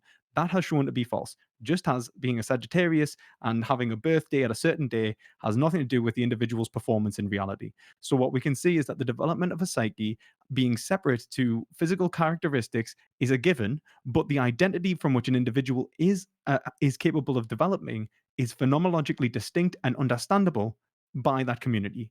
So we can understand someone as being a Sagittarius without having them be born when a Sagittarius is supposed to be born. So long as we accept that the predictive mechanism from like that would ultimately tie the birthday and the role function has been divorced. And in our society with gender and sex, that has occurred. The conceptual developments, the conceptual schemata of our society has divorced gender and sex. And they've understood that one is a performance and one is a biological function. And that happened long before things like transgenderism and had to call into the reality in which, notions of the coy female, in which people tried to argue that women were less likely to be sexually promiscuous and so on, notions of like, for example, men or women being good at certain functions. That has been shown to be wrong. And so what we've had is all of these misunderstandings of the physical realm have been shown to not tie into the psyche of the individual, yet all of the identity still remains. An individual can perform and act in a certain way within that socio-political environment and be recognized as such. The performance exists. I can go and watch someone be a woman. However, being a woman has nothing to do with being born a certain gender, like born a certain like sex. Right, so there's a few things on the table. Firstly, you were appealing to the etymology a second ago, and I would say it's actually a very, very new thing, new development, having this divergence between Oh yeah, sex and absolutely. gender, and it's Yeah, not I would present, agree. as I've already said in the debate previously. It's not present in German. It's not present But that in why would that matter? Estonian or Latvian or many languages. I don't think it's present in Spanish. I don't think it's present in most languages, right? But it's a very, very new thing that we've got this divergence. And so, in terms of the rest of it, is you just asserting gender as di- as this rigidly defined performance versus characteristics of the organism or something like this. And that's an assertion that you're making, and that's fine if you want to make that assertion, but I don't recognize that assertion. But um, I don't even think it's a coherent assertion, to be honest. But in terms of the star signs, if you're to make the assertion that you're making and say that it's coherent and it works, you can't then special plead and deny the assertion of the astrologer who comes along and says that all of the same things apply, right? All of the same groundwork applies between sex and gender. However, you're going to dismiss it as incoherent because I can just come along and dismiss gender as incoherent. I could say that because it's relative, the expression of gender is different in every culture. The So only thing then there's no incoherent. platonic nature of it. It contradicts each other. There's disagreement even within a culture. So then it's incoherent. I can just dismiss it, but I'm not doing that. I'm granting it for now, right? I'm just saying I don't really understand what that means. But if I'm granting it, then you have to grant the astrology. If you don't grant the astrology, then you're special pleading. If you allow me to grant gender, we have to grant both, or you're special pleading. Well, let me explain how I'm not special pleading. I would agree that I like. I'm trying to explain this one more time. The only thing that I find incoherent about the relationship between the individual's birthday and the individual's performance in society is saying that there is a causal relationship between the individual's birthday and their performance. And it's Once asserted that's by broke the astrologer. down, yeah, it's asserted by astrology in the sense that astrology asserts that there is a that someone's birthday exists and certain performances exist, and that there's a causal relationship by actually, having this predictable relationship. But gender does not assert that. Gender just says that someone is identifiable as being male or female if they are performing as X. It doesn't mean that they are biologically male. It's never meant that. Like in terms of, as I've said, someone could be considered not a man yet biologically be male if they aren't performing their role of being a man. And that's historically bound. This idea of what was it like coming of age is a very historically tied in narrative. There has always been a distinction between one's performance and one's biological sex anyway. But even if we discount that, we can have evolved to the point in which conceptually we can divest them and we say, look, everything's true about astrology. Like all of these collections of characteristics typically come together, and it allows us to understand ourselves in a functional, useful way. Great. Now, it's also true people are born on certain days. However, these things don't actually have anything to do with each other, except for that other individuals will sometimes assert that they do, or people will understand them to be tied together in certain ways. That doesn't mean that they cannot be divorced. It just means Right. that like they have been historically bound They do not need to be. One is a first order ontology, one is a second order ontology. The second order can become disconnected from the first order if it's shown that it actually obtains to something else. And it does obtain to something else, the mind of the individual.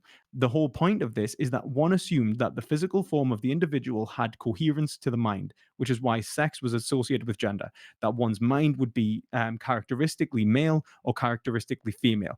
That has been shown to be false.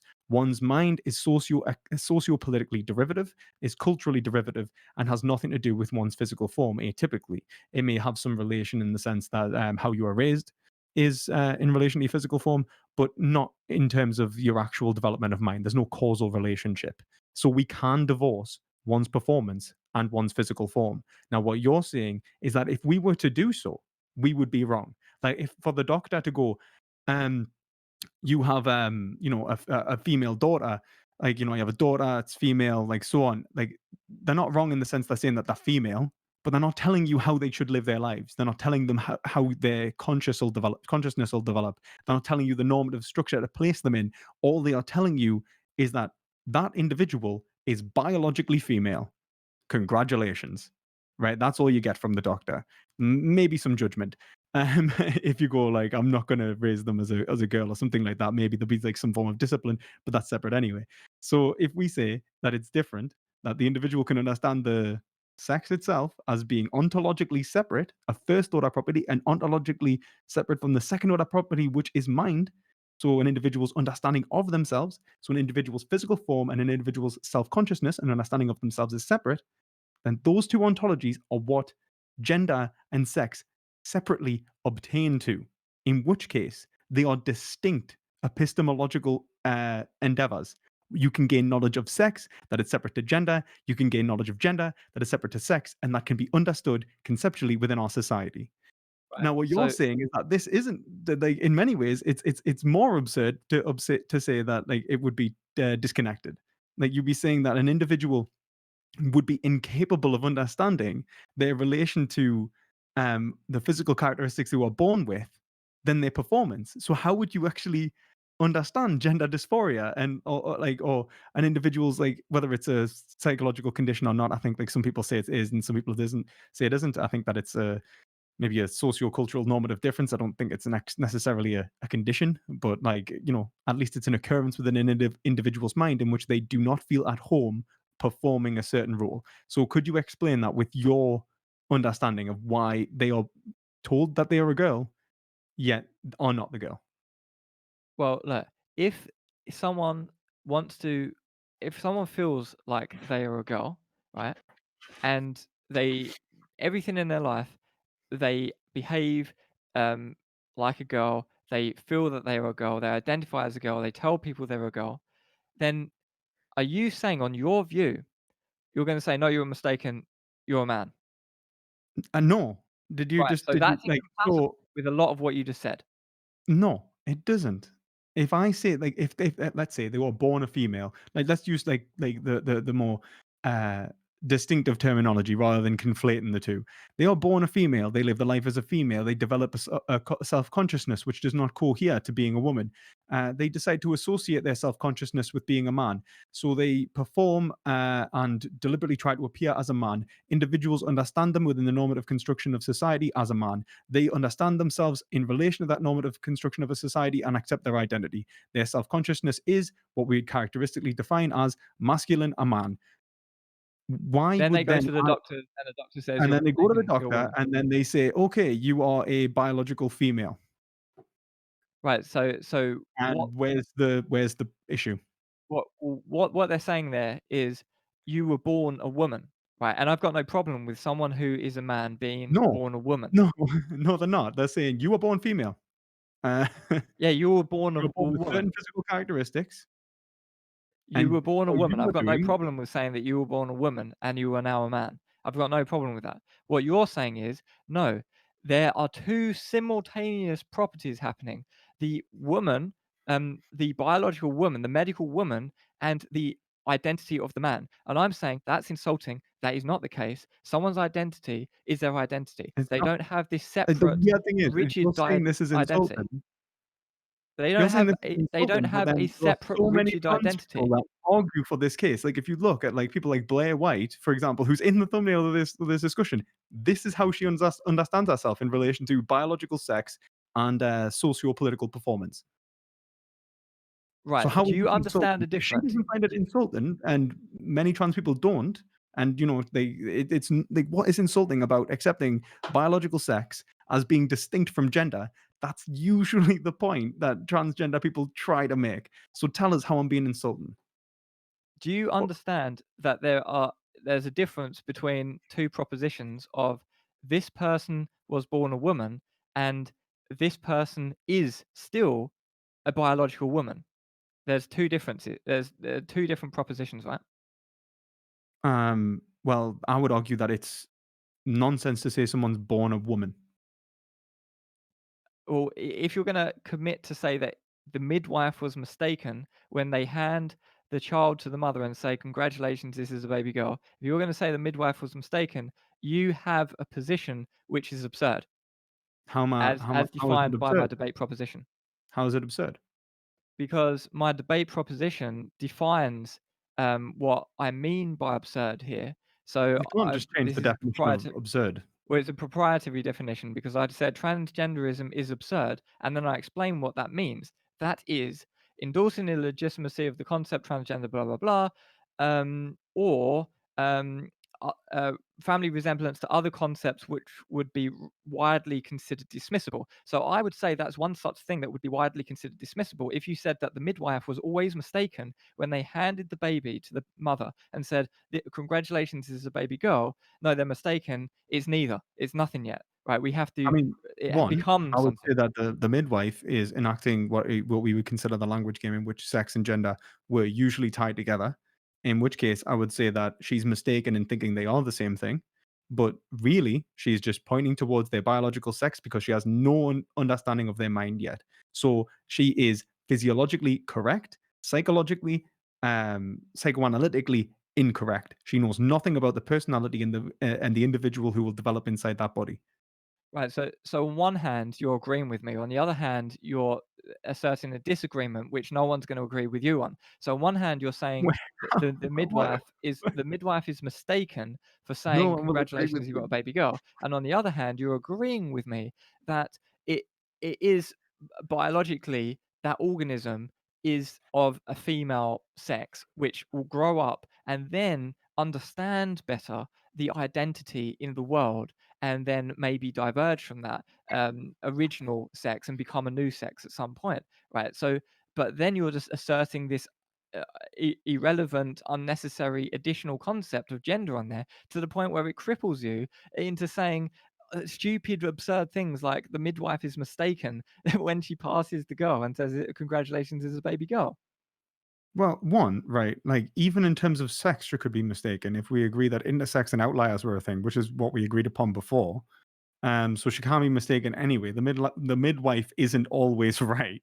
But not only that, it's the fact that the midwife is conflating two language games. You're talking about family resemblance, Wittgensteinian concept. Let's actually talk about one. So when we talk about language games, what we do is we normally differentiate between aspects of human life, the aspects in which are socio-culturally normative embedded, in between individuals who speak about certain concepts.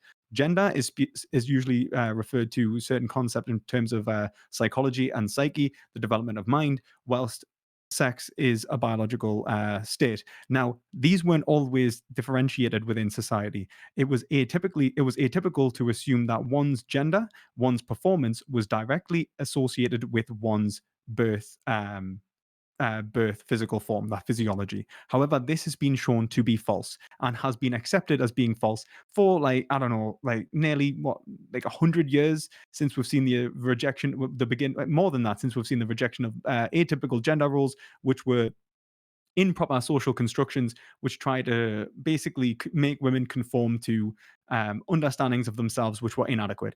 We try to make women say that, you're meant to be in the kitchen, or, and even worse, when it was race, this is like race realism was like, like, to be black was to actually act a certain way, right? It was to not only simply have the skin color. It's not just a race. It's not just the melanin content of your skin. No, it's to behave a certain way. Now, what I'm saying is that the melanin content of your skin has nothing to do with your psychology and your behavior. The the physiological form you are born with has nothing to do with how the development of your mind will occur. These are two separate things, and these have been accepted as two separate things for a considerable amount of time, So whether it's in gender theory. you endorse trans black identity. Well, what I would say is that, like, one, like, black, like, saying that someone is black has nothing to do with their identity. You can be black and come from a culture which has, what, how is black tell you who a person is? Tell me, what about black? Like, what about the color of their skin tells you about that individual? Like, Uh, apart from the fact that they have a melanin content that's of a greater degree. well, this is the thing here. So this is sort of uh, going against your own position, because if you say that they're What's that? divergent to if you're saying that they're completely divergent, then this is just going to be a family resemblance to the gender sex case, and you would have to accept trans black identity. No, you would have to accept that an individual who, if we had certain sociocultural norms, which we have in the past, in relation to being black, was born, black, and we were to say that, oh, right, let's say that, like, for example, black people had been associated with being servile. Absolutely ridiculous. I think we both agree with that. I don't think you're a racist, foot soldier. I don't think at all. So I think we both agree black people are not more servile and more like accepting of orders and stuff like that, like kind of race realist nonsense that used to be propagated, right? Right, it's Um, just a mistake to apply that. yeah, it's a mistake because we used to tie certain primary ontological conditions to the development of an individual's psyche as if it had some form of relevance, just as we used to tie sex with the development of a psyche of an individual. Right, but the thing is, it's then you're gonna get into the awkward position of saying that Vanilla Ice is trans black. No. No, I'm not, because I don't think melanin content in your skin tells you anything about the psyche of an individual. Actually, that's what you're gonna be stuck with, because Right, so then you're gonna you're gonna have to explain how he performs separately to what would be sociologically culturally appropriated with a certain behavior to a certain primary ontology to and the development of mind, in which we go, oh, someone's like atypically this color of skin, so they're going to atypically behave this way. So when someone of a different color of skin behaves that way, they are now trans in that respect. They are now trans race. So you're the one that's going to have to explain trans race, not right, me. no, so what you're doing is disrespecting black culture right now. No, there's no such You're thing as black culture in terms of it right. has nothing to do Yeah, with so their race. It exactly, has everything to you're do, hand and there's waving no such thing as white culture. away black culture. No, no. And look at it like this. There's no such thing as black, white, like Asian culture. Culture is cultural in the sense that it involves individuals behaving in a certain normative environment to create certain conventions and norms that have nothing to do with the melanin content of their skin.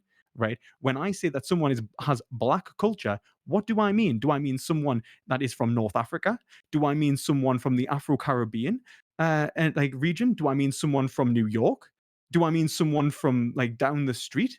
Like, what exactly is black culture? And so when I say someone, like for example, right, like here's the great thing: when someone, let's say down the street, behaves in the same way as me, are we both black or are we both white? Well, the thing is there's just no, there's no context in which someone is adhering to what we understand as black culture. So if you're gonna just hand wave away black culture, then I could quite easily, in the same breath, hand wave away gender, because I think most people are gonna affirm black culture, and most people are Give gonna me a a lot of definition. black Go on, people are gonna be upset give you me a hand waving it definition away. of black culture. What's black culture? Black culture, like we can say so much about black culture. We can say Go so on, much let's say a about couple of things. yeah, so much about the music that was So brought. music, okay, music. Yeah, What's the we music of wouldn't black have rock and culture? roll. We wouldn't have rock and roll. This is actually something I'm going to be debating with Arco Whip soon. We wouldn't have rock and roll if it wasn't for black culture. We wouldn't even have like just the most basic things that we take for granted in popular music today if it wasn't for black culture. We wouldn't have blues if it wasn't for black culture. All of these things we wouldn't have if it wasn't for black culture. And if you're going to say, oh, well, it's just geographic and it's not tied to melanin content, well, that's fine. If you want to hand wave that away and take black culture What are you away from talking about? black Like, for people, example, do you think Eminem's trans black? well, that's my question to you. perspective, because if you do, How is then that a lot my of people question? go, I don't think he's trans black. I think that there is a normative construction in relation to individuals of a certain environment that they've created norms and conventions and understood themselves in certain ways. And so when an individual behaves in a certain way, they understand themselves as being, for example, a rapper. But that has nothing to do with the melanin content of their skin, right? yeah, yeah, sure. I don't. I think in For this you, case, I'm saying that there is a tie between, for example, directly, you just said there, black music, which you would, I imagine many of us are going to say that the origins of rap were like socio-historically embedded in, like I think it was in the rejection of actually slavery and stuff like that. There's actually a really interesting, like background to the development of music, and I do think that's going to be an interesting debate, and I look forward to hearing it. Um, but when we're saying that there is a tie between like the melanin content of an individual's skin and that's socio-political behavior, then what you're saying is that the reason that there is a causal link between their ontology of being that melanin content, like having the physical form of that melanin content, and their production of that music. right? So the thing is, So why is Eminem trans black then? my account of identity isn't exclusively performative, whereas yours is. That's why you have to endorse trans black identity, No, and no, I'm no. not. See, this is the I, beautiful I, I thing. would This is only, the I would beautiful thing. only I've say, just said it's I would, nonsense to say someone's identity has anything to do with that being black, whilst you said that their identity is being black.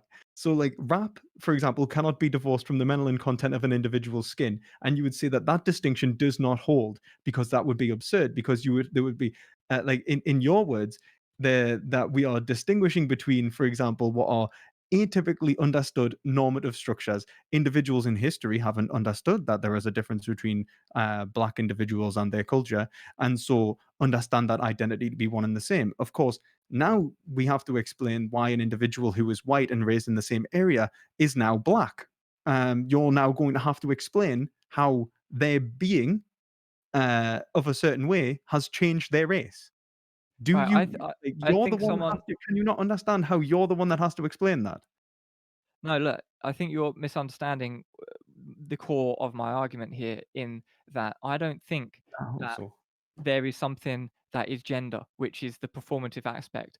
I think that there's one thing called sex, which encapsulates all of the family resemblances of what it means to be that sex. So, in the case of Vanilla Ice or Eminem, I would say the family resemblance of what that person is to me is more in line with a white person. But if someone was And to why? go undergo surgical modification um, to pass to me as a black person, then I would just say, "Oh, that person's black to me." But wait a Uh, minute, I thought you said that a person's identity was tied. So, for example, with the black, you were like black culture. You were like that is a thing, black culture. So, that cultural identity is a definite part of their ability to be black, or Right, right, would you not? right, but you Yeah. right, so So, you if they were understand. raised in a You white un area, you so if you a black kid understand. is raised in a white area and lives a life the same as any other white kid, are they black?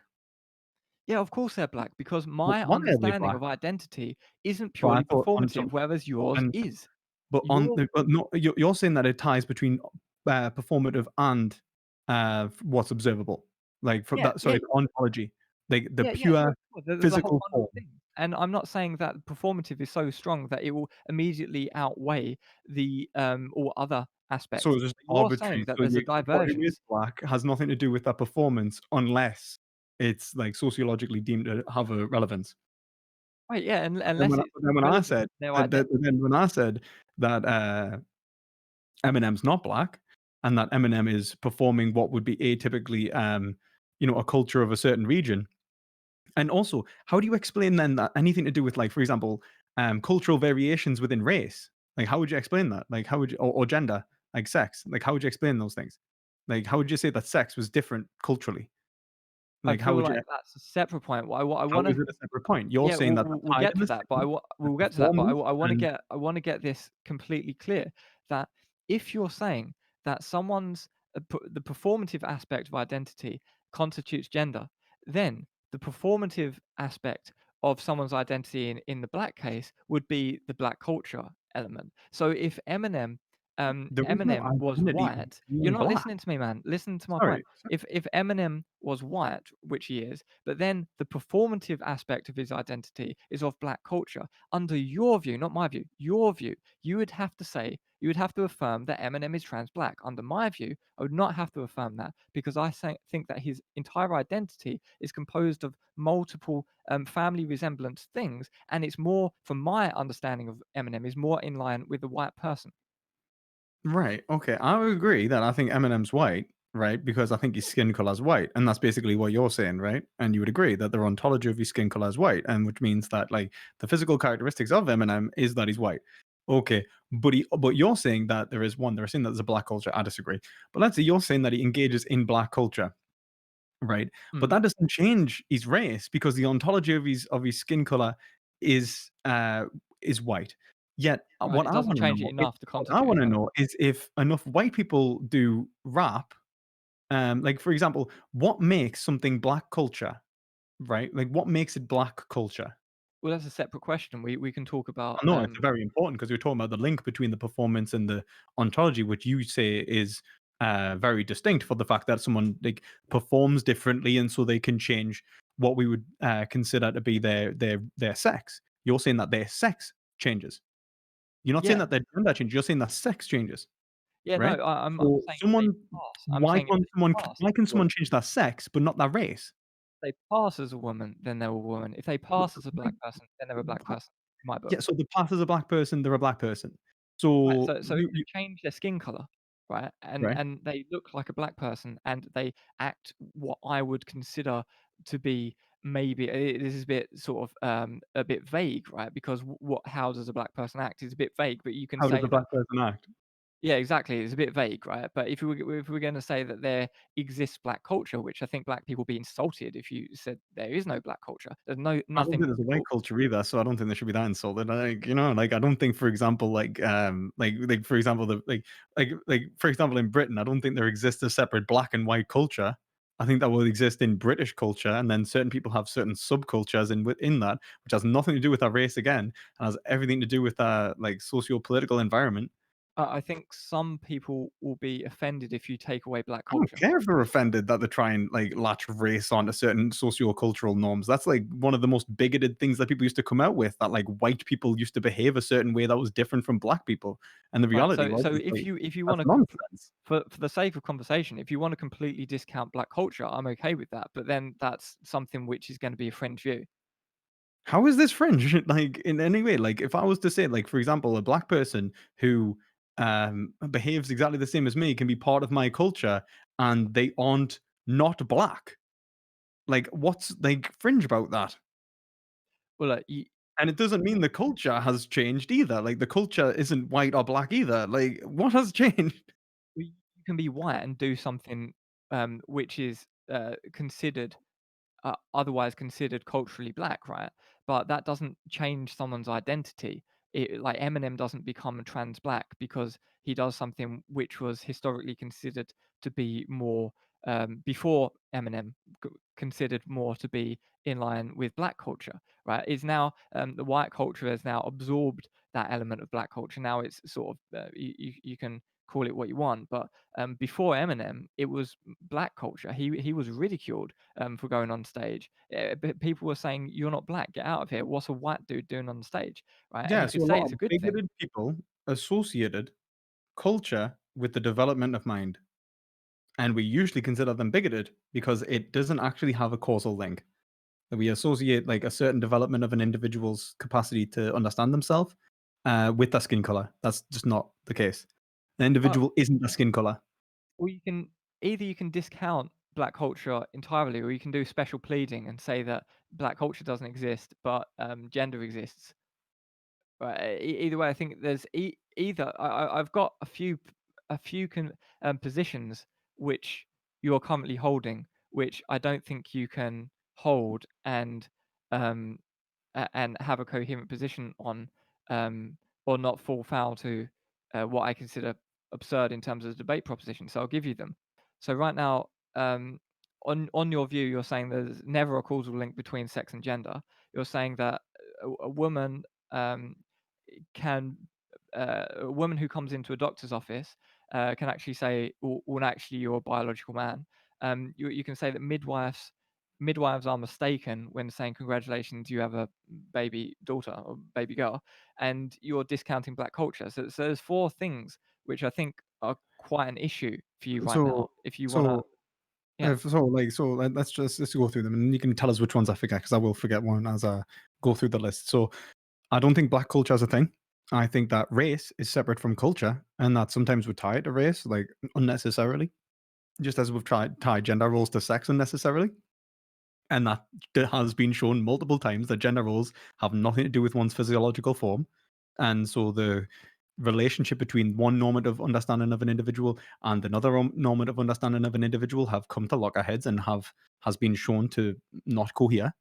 Um, Same with race. Like an individual does not perform a certain way and does not have the same like a particular psychological experience, a certain psyche, a certain disposition, a certain actions in relation to their race. It has nothing to do with the melanin content of their skin.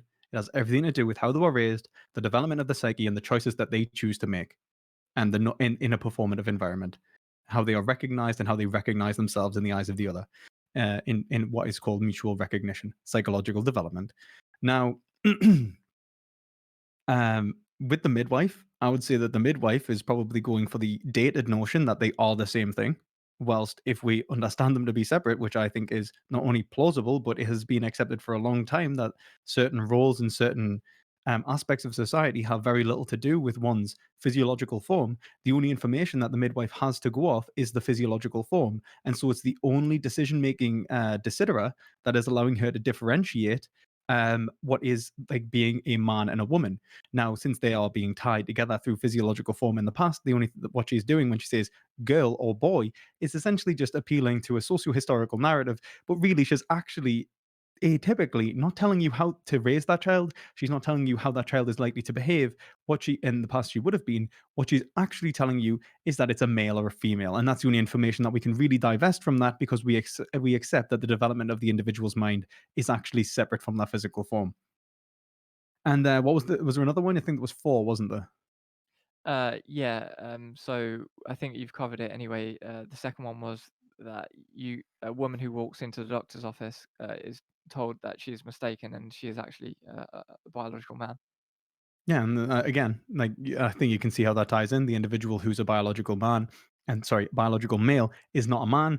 There's a differentiation between one's physical form and one's development of psyche, and they both obtain to ontologically distinct aspects of the individual, and so So, can be differentiated. And transgenderism, as a form of transitioning between one performance to another, is understood as a form of becoming, which is both, which is a synthesis between the genders, in which an individual is transitioning as a process from one to the next.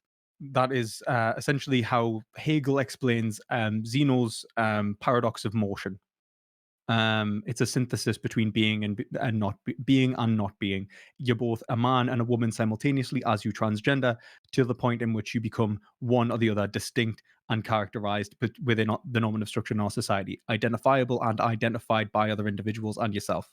I feel like your position is insulting to homosexual men. So you're saying that How? because my view is that a homosexual man is still a man, but your view is because of the So is way. mine. So is Right, mine. Like yeah, no, but you can't sexuality is have a your cake and eat different it. thing again. You can't have your cake and eat it. You can't say, what being a man is this set of behaviors right here, and And that not has then nothing to do with sleeping with a woman. right, yeah, but then what is being a man on your view? What is being a man, on my view? Well, I'd say that it's a socio-culturally defined concept in which is separate from who one's attracted to.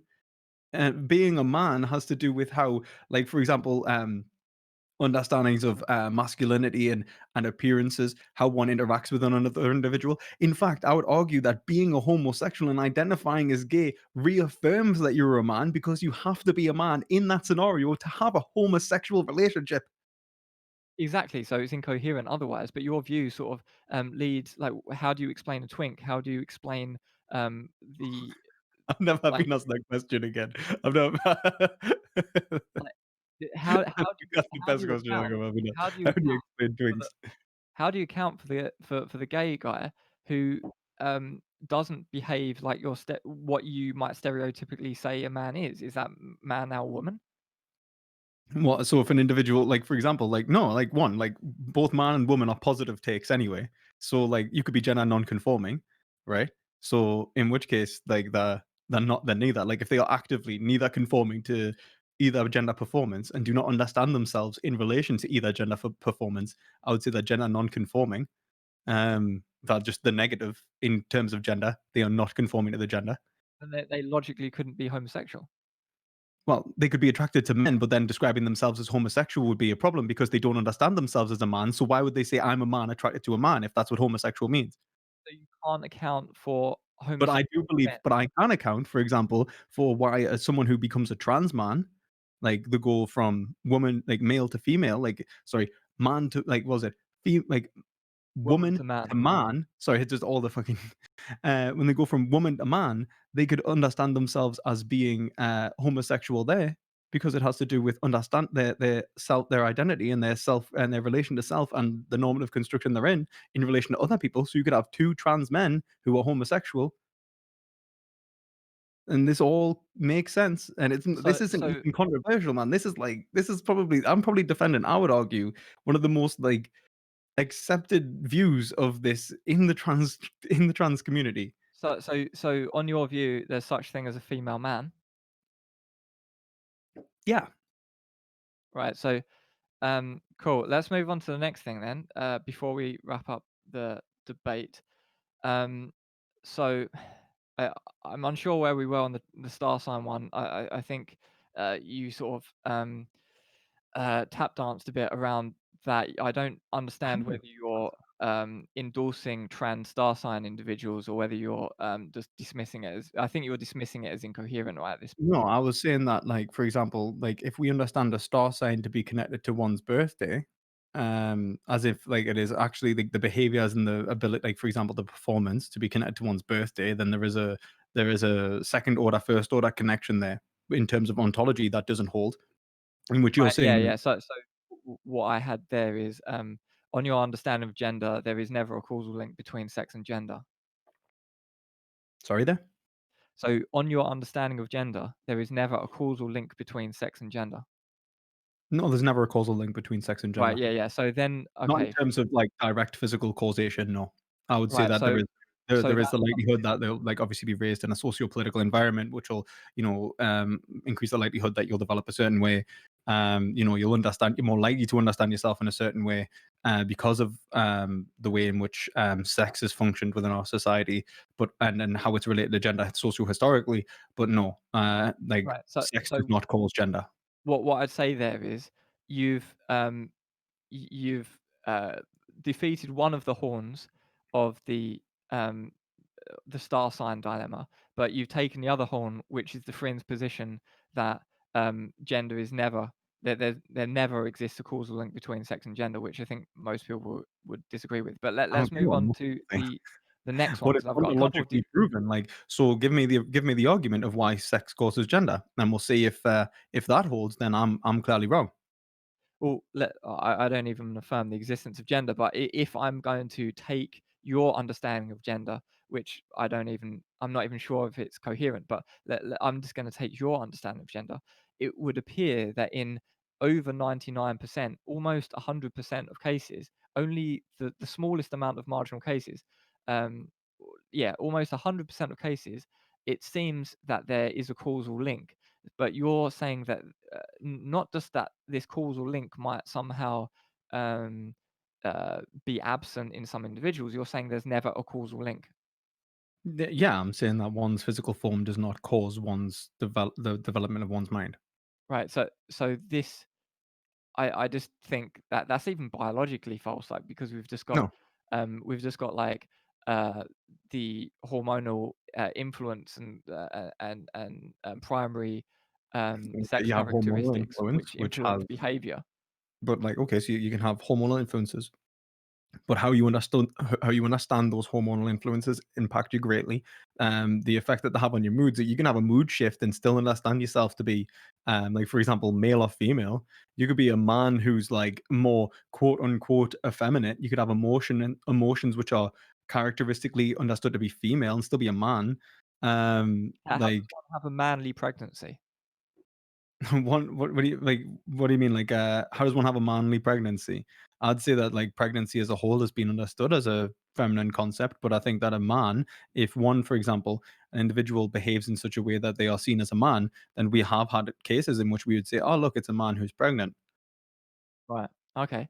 It's a Uh, biological female, behaving as a man. Now, I think there is yeah, it's sometimes more an mildly. issue there. There is an issue there in the sense that the sociocultural norms of society atypically associate gender and sex to be somehow related. So, like, the individual understands, just because the individual understands it doesn't mean that they're actually causally linked. The individual can associate those ontologies and there can be overlap in the sense that they can go, oh, well, like, like, for example, the broad shoulders of a man, the broad shoulders, the strong jaw, that kind of thing is atypically a man, right? So when someone looks, you know, small and closed in. They may have a less like square jaw. You would typically think that is more feminine, even though it's a physical characteristic, because the performance itself comes with a certain and socio-historically it comes with a certain physiological form that you can say, oh look, like that is identifiable as what has been seen before, and you Right. put it in So relation to the other actors. And so that what we are doing is associating other actors with this other individual. So the pregnant man is being associated with the other individuals. And so it's not the fact that he's pregnant, it's the fact that he doesn't look like a man anymore. That's the right. issue. Yeah, but I don't. It's not that he's physiologically not a man, and that's why he's not a man. It's that I'm like not when a saying that. person has a hiccup and they go, That's "Wait a my minute, view. that can't be a man," they think that there is a normative change. Like there has been a normative shift in the individual's perception, whereas beforehand there wouldn't have been. And that can only be accountable if we differentiate the sex and gender in the first place. Because if the ontology wasn't differentiated, then their ability, like for example, if an individual was pregnant but was not showing, would you say that they're a man or not? See, The I the would indi say the then in individual was not what? showing. So, like, for example, if you do not appear to be pregnant, so you don't Right. look like you're Oh, pregnant. okay. Yeah, but look, you seem to be arguing for my own position here. How am I I arguing? affirm that you can have a man who becomes pregnant, right? Under some weird, very fringe condition, you can have a man who becomes pregnant. But on your Mhm. view, not only do you have a man who becomes pregnant, you can have something like a manly pregnancy. You could have, oh, this person I is mean, it such a could develop. I man. don't see why. I don't see why I couldn't.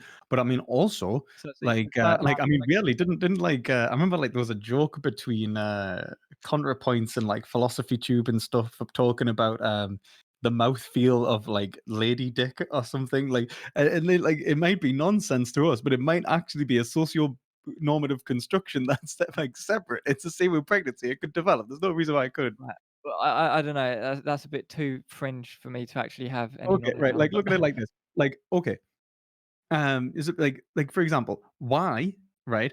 Would you say that an individual, like if an individual has a, why couldn't an individual have a manly pregnancy? Or better yet, if you think that it's physiological and performative in a relationship, right? In which case you would say that like would you say that the pregnancy could make the individual not a man anymore? Uh, no, Could I they make just it, could the pregnancy alone make them a woman? no, but what I would say is that Why someone not? who identifies as a man, it would be a very, very, very fringe case for them to come off their testosterone and want to become pregnant and still identify as a man. I think that's a manly thing to do. It's possible that the social norms and cultures of our society could develop that way, so I don't see the issue. It could happen. It's fine, but if you're gonna affirm something like a manly pregnancy, I think this is at odds with most people's understanding. Oh, Uh, conceptually at the minute, it's there's an issue, but right. like it doesn't mean it's impossible. Yeah, no, I'm not actually arguing that it's incoherent. I'm just But saying then that I could it also say, like, for example, the pregnant man, if people were to say that, like, okay, this person is no longer appearing as a man, they may think they're a man in the sense that they have the self consciousness of a man, in the sense that they want to be a man, but when they look at their eyes of another individual, they aren't recognized as a man. Now, that is where they will feel gender dysphoria. Would you agree? Right. They do not feel like they're identifying with the gender that they believe they are.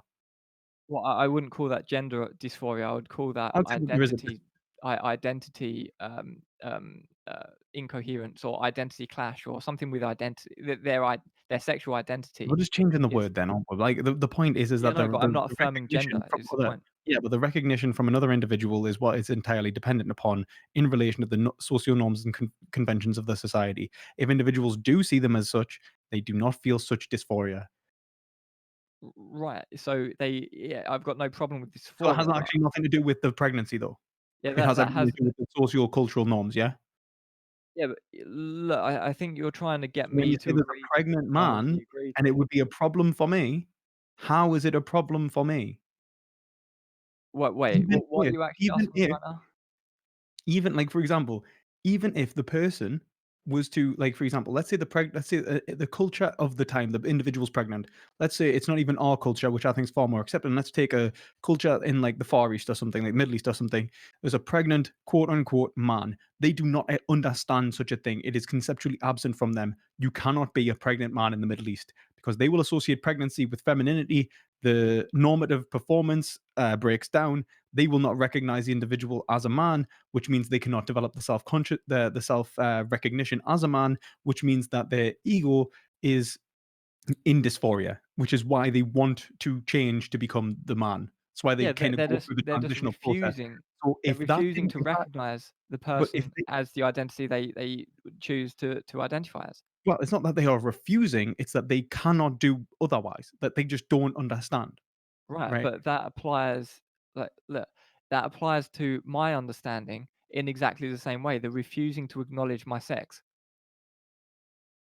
But like, but It's no, like like, going up to a hairy woman and saying you're a man because you got a slight fluffy but the face or thing something. is like refusing to acknowledge your sex. Like, what do you mean? Like, so for example, if you have all the physiological characteristics which we would put under male, but then you were like, no, actually, I am a female, right? How Mm. would you explain that in terms of medical science that you are a female? How did you move from male to female there?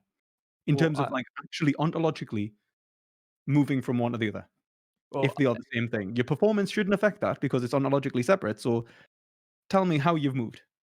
right. So if someone um so they're just having a performance aspect. Well, then it's such a borderline case, right? That person is asserting to be the opposite sex without having changed anything about their sex. I would say that because my case is that my understanding is of a family resemblance. So if the family resemblance is such that there are no modifications in terms of the anatomical modifications. That there's nothing which indicates that that person is actually of that sex, apart from just an assertion. Then they're not of that sex because there's not a strong enough family resemblance there to the sex they assert an No, but identity with. let's say they are performing, like they appear to be the opposite sex, but have all of the physical characteristics of the sex they were born. Right. So if I was walking down the street and saw this person who perfectly looked like a woman, I'd And say, you "Oh, just be, oh, there's a look, woman." it's a woman, yeah. Right, but then when they come And to when they go to the doctor's doctors, surgery, and they then that they get into an accident and they're brought in the ambulance and they strip all the clothes off and they go, to "You're a do man." the surgery. That they would be like, "Oh, this is a man," because they're unconscious and they're not telling us otherwise. The second they wake up, Yeah, you would and have to accept that they are now a man. That they not are not only being right, perceived as being a man wrongly, but their self consciousness, their psyche, everything about them is now a man. They are a right, yeah, man. because they don't pass as a woman any longer. They pass as a man now. So before walking down the street, they So passed as a man. In the ambulance to the medics, they pass as a woman or vice versa. Right. So so it physical changed. form has nothing to do then with in terms of Like, would you say that, like, for example, the physical characteristics, like the biology has what would you say has to do like the biology has to do with gender performance then, like or sex Look, performance? this is just Wittgenstein's duck. You look at the duck, is it duck or is it rabbit? And you look at it and say, "Oh, no, it's a rabbit, foot soldier." And I say, "No, perspective, it's a duck," right? And so it's just the perspective change of it, right? So if you change the perspective, then you're gonna understand it differently. There's nothing wrong with this. You're, But like, then, like, saying so this for to me like example, this is controversial. if a medical practitioner goes like, okay, well, the way in which medicine understands male and female is to characterize them in relation to these five characteristics, which is like hormones, sexual function, so on, so on, so on. But someone comes into the office and they are performing as such that they are seen as a female. Um, would you say that the doctor would be right in saying that, no, no, you're a male? In respect to their own criteria, they are correct.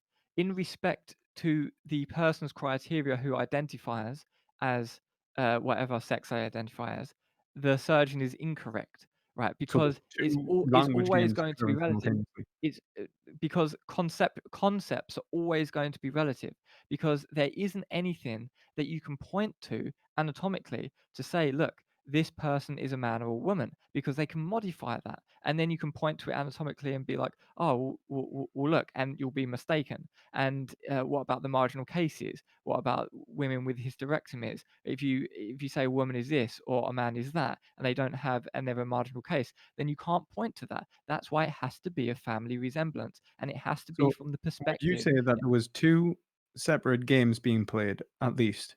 The one that is medical and the one that is not?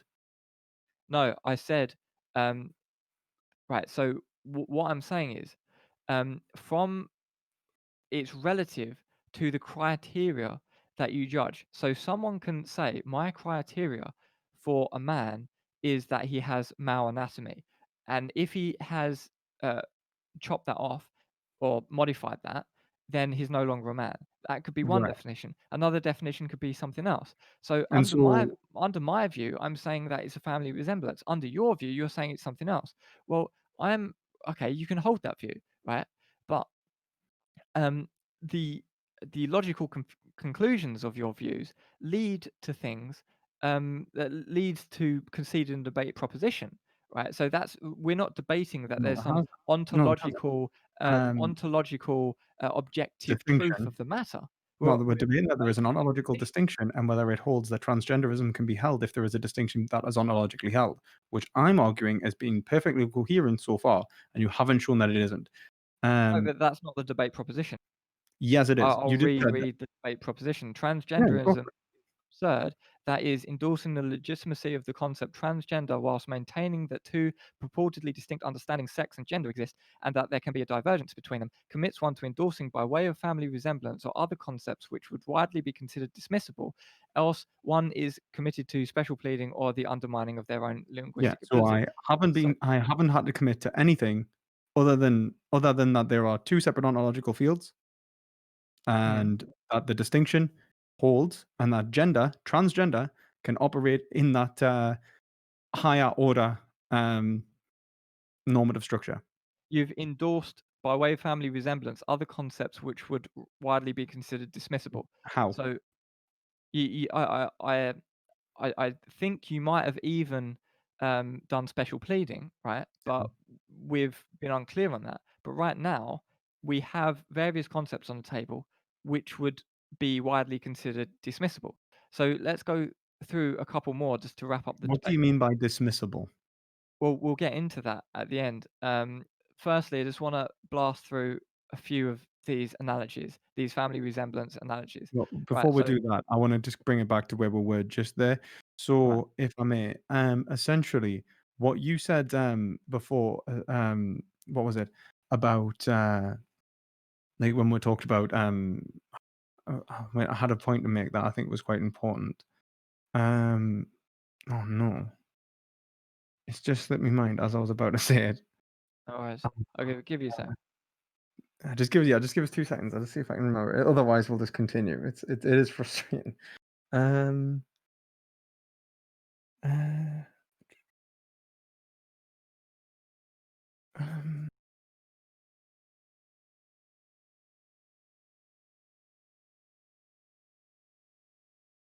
Oh, yes, actually, I just remembered. There we go. So essentially, the individual who understands that they were so for example, you just said that an individual's criteria for being a man and a woman is determined by what? What would you say it's determined by?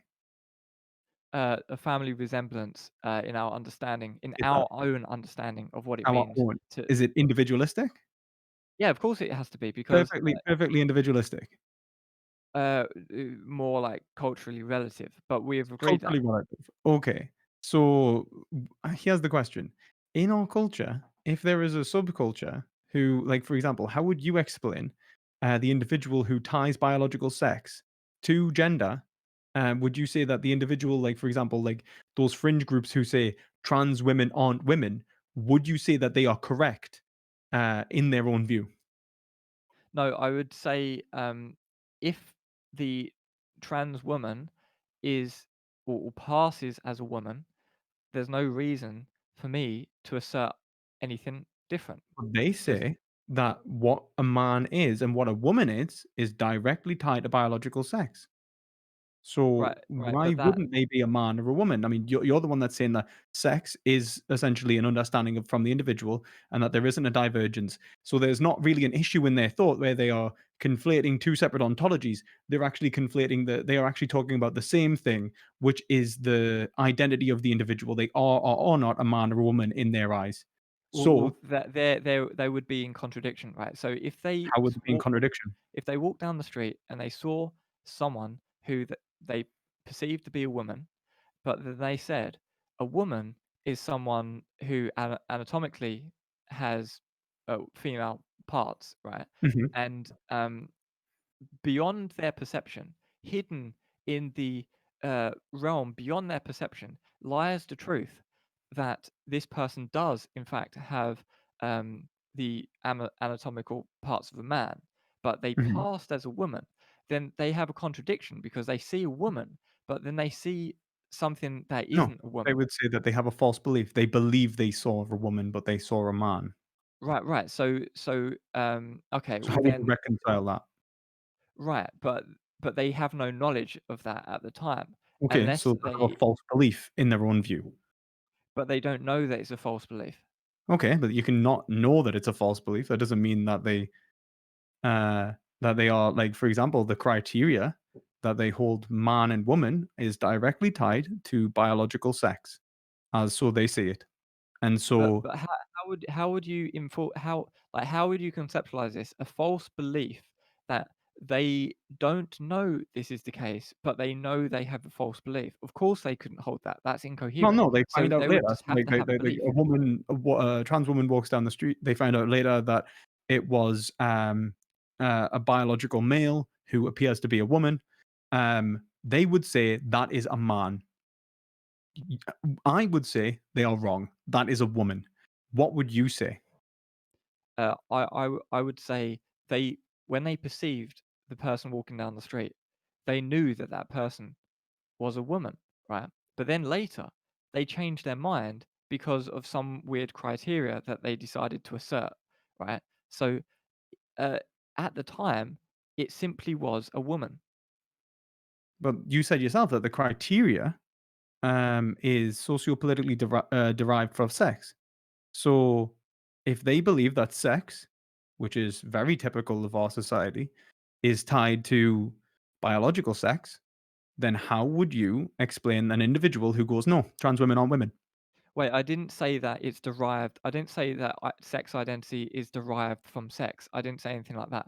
What I said was the identity of someone, the sex identity of someone, is what they pass as, what you understand that person to be, right? So if your understanding, your perception of that person is of a woman, then that person is of a woman. And so if they assert some additional criteria of some contingent on some criteria which is beyond their perception, then they can't do so coherently, thinking that it's a woman when So it's you would say to that their being a man or a woman is whatever you appear to be. So you'd say it's impossible then to be misgendered. well, no, because you could have quite plausibly, and in fact, potentially the majority of the time, you could have. someone who uh, identifies as a woman and does everything they've had sex reassignment surgery, but it wasn't convincing to the degree that they actually do genuinely pass as such. So then it would be unclear, right? So then yeah, we would just maybe people would come up to you and be confused and maybe not really want to use uh, gendered pronouns. They So if, let's say, a man from the Middle East walks past a trans woman, she'd be accepted as a woman in our culture, but not in their culture. She's a woman in our culture and a man in theirs. no, because you're saying the perception of the Middle Eastern man is that she is is not a woman. Like, how does how does the man know that?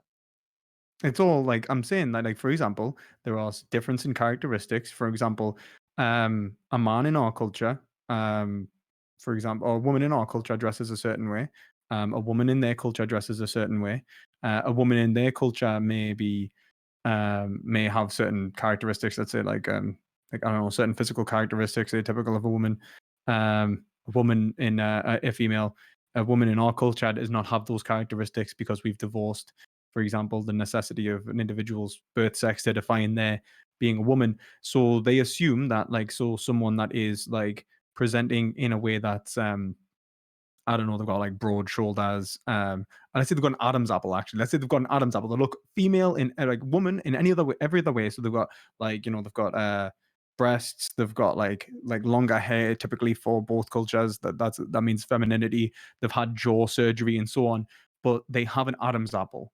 He sees an Adam's apple and he thinks that is a man. I've seen Um, I've seen women who have larger thyroids Yeah, that I look know, like I Adam's know, I know. apples. I'm not saying that they can't be out, that they can't be like, yeah, but then I would, yeah, but then the point is like you've seen women with that appearance that you would still class as women, right? Now he would see Yeah, a but woman, let's how say would an he know the individual. difference? That Well, then he I'm would saying like, misgender. has he He would misgender? But how was he so misgendered? I thought the misgender. judgment He was the basis his judgment would have been mistaken if there against was what? someone who was born a What's his woman judgment mistaken and is against? a woman. Someone who was born a woman and is still a woman walking down the street, he would be mistaken if she had a larger than average thyroid. Well, let's put it this way. Actually, let's even make it. Let's say different, right? Let's say, right, is walking through like for example, I don't know, an area in which someone is changing in front of the house, in front of that window, right? And they don't realize the window's open, and so both him, like a Middle Eastern man, and a British man walk past a window at the same time, and they see an individual getting changed. The individual presents mostly as a woman, but has a penis, right? In the moment that they saw them, one judges it to be a woman, one judges it to be a man, right? Yeah. Right, yeah, sure, but then I've got no problem with interpretation relativism, right? Because someone's just Okay. using a different Now that's criteria. that's easy, right? Now with the Adam's apple, like you can say that maybe there's some overlap, right?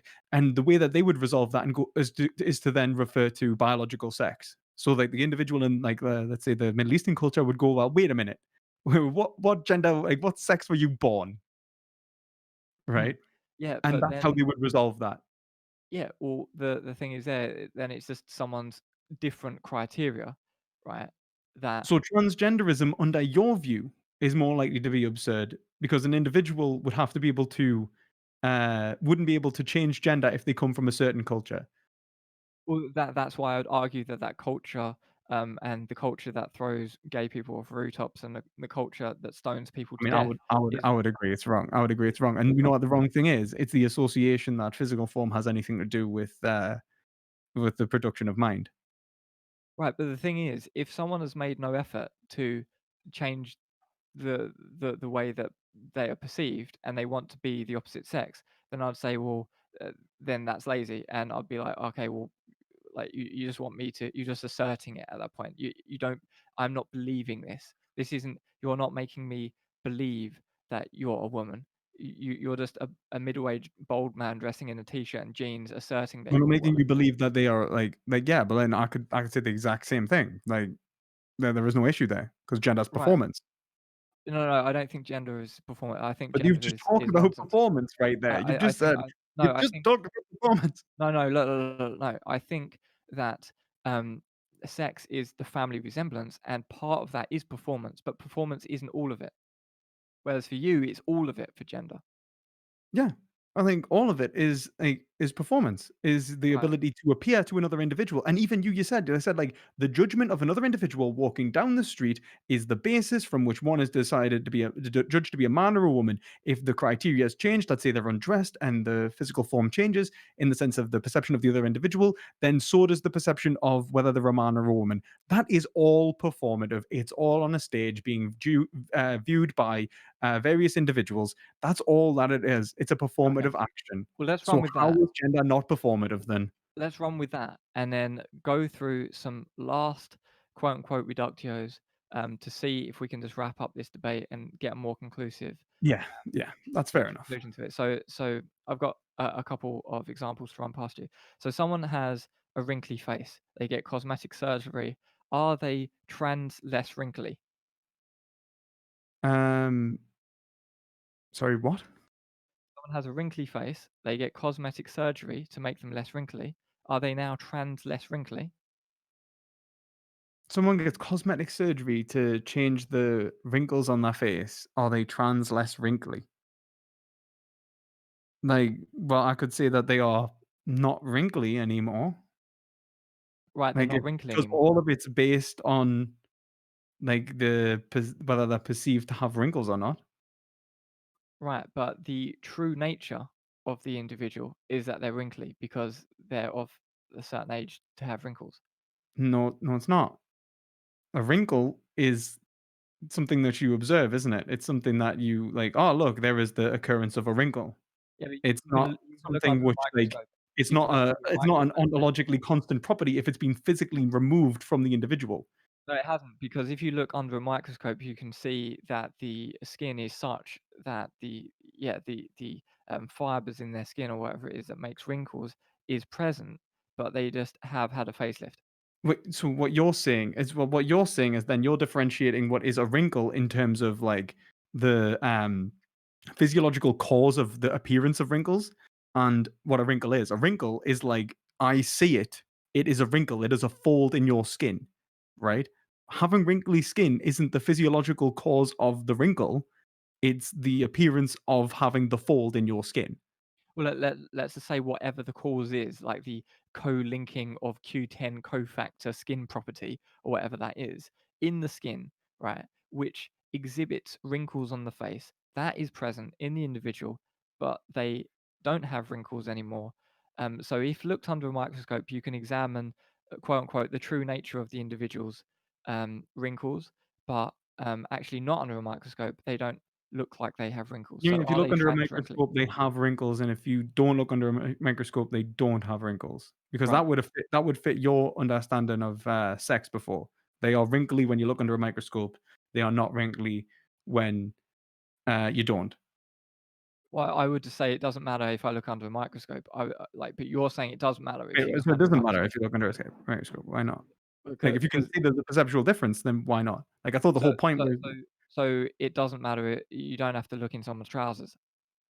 I don't understand how this in any way relates to sex and gender. Can you explain to me how having like, for example, if I was to say someone is wrinkly, usually means that that they have folds in their skin that I can see, right? Right. So Now, if someone has and a fold in their skin that you cannot see, then that is like, as in, it doesn't actually like relate to wrinkles, at least not how they are understood in society. As in, like, as in they could have if we were to be broad with the definition of wrinkles and include like what a wrinkle is a fold in the skin, and that we were to say that like someone is actually wrinkly. If you were to look under a microscope, you go, yeah, they're wrinkly under a microscope, right? Okay, mm, like they're wrinkly under a microscope. right, yeah, and so that's exactly analogous And you to made that anatomical exact man. point about men and women like a moment ago when you're saying if you took their clothes off, they're different, and if you keep their clothes on, that No, no, no, look, look, look. because Anatomical man gets surgery in line with anatomical woman is now a trans woman on your view, right? So anatomically wrinkly face gets cosmetic surgery. appears less wrinkly, and then so we have a trans less wrinkly individual on your view. Otherwise, it's special pleading How is it special pleading? Because I think because there you're would be saying two one separate. day, What I would say is there's two separate things about wrinkly. I'd say that like if we mean a wrinkle in the skin as an actual fold in which is like which is still present in a physiological way, and we were talking about scientifically, then they have wrinkles. If that is one language community, that is one game. Then if we have another game, which is how does another individual appear, as in relation to another individual, not using a microscope, not engaged in scientific rhetoric, they appear to not have a fold in their skin, and that means they are not wrinkly. They appear not to be aged. These are two right? separate language games, and you are conflating them. Yeah, but sex and gender, Like, on your view, are two separate language games, and I yes, don't want to make them on your view. So let's keep them separate. Let's keep the actual medical identity of the wrinkly face separate from the lay physical just appearance of the wrinkly face that someone walking down the street will see. Right. So now there's a divergence between the two. So on your view, this is a trans less wrinkly individual. wait, sorry. Say that one more time, because I'm like you are losing us a bit with this one. Yep, they're perfectly analogous. So we've got an anatomical man gets surgery in line with anatomical woman is now, on your view, a trans woman. Not a woman, but a So an trans woman. anatomical man gets surgery to align his physical form to an anatomical woman. Right. Like, And as in an anatomical male becomes anatomically female. right. So yeah, I Okay. use both man I know you and do. I know male. you do. But like for my, Okay. it helps me understand. Like if that's Right. any consideration. Okay, cool. And that, under your view, produces a trans woman. Under my view, that produces a woman. But under your view, that's a trans woman. Right. So Well, I we mean, like the point of what I was saying is trans is typically like, for example, one, trans is a state that moves from like the whole point of trans is transitioning, right? That there is a in which an individual has understood themselves to be one way and then towards another. So when we talk about transgender, it's like just to a interrupt, transition I from think being it's understanding themselves self-consciously to be a man towards a woman. So like in that state, they are um, modifying their behavioral norms to appear one way to another so that they can gain a self-recognition of themselves as a woman and hold themselves that way. Now, just the to whole point interrupt of though that for is a to say second. that like the whole point of It's dysphoria in the not sense, transition. It's not sorry, the transition, whole, man. It's trans means transcending their womanness or maleness. It doesn't mean transitioning to. It means transcending. do you think it's transcending? From what I'm aware, It, it's transition. yeah, no, because transition, that would mean there could never be a completeness to it, which would be insulting to the person. Well, I mean, like if you say like transcending, it's still a movement. I'm happy to say that. Like the whole point that I care about, I think, is trans, the action of motion. Like as in like when we talk about ontology. Obviously, if like the whole point is, I do believe that they do actually become the gender from which they perform as, and I hope that's clear. Um, but the whole point is to move from point A to point B, and it's a state of motion. Yeah. And I would characterize a state of motion as changes of norms and behaviors in this case, which moves from one aspect from one place to another, which allows an individual to perceive them as differently. So if you were to change things into perceptively, there would be a point like in which the individual would be indistinguishable, either a man or a woman. It would be androgynous. And would you agree with that? Yeah, an individual could appear androgynous if they were performing as both a man and a woman simultaneously. Well, I already acknowledge that category of sex.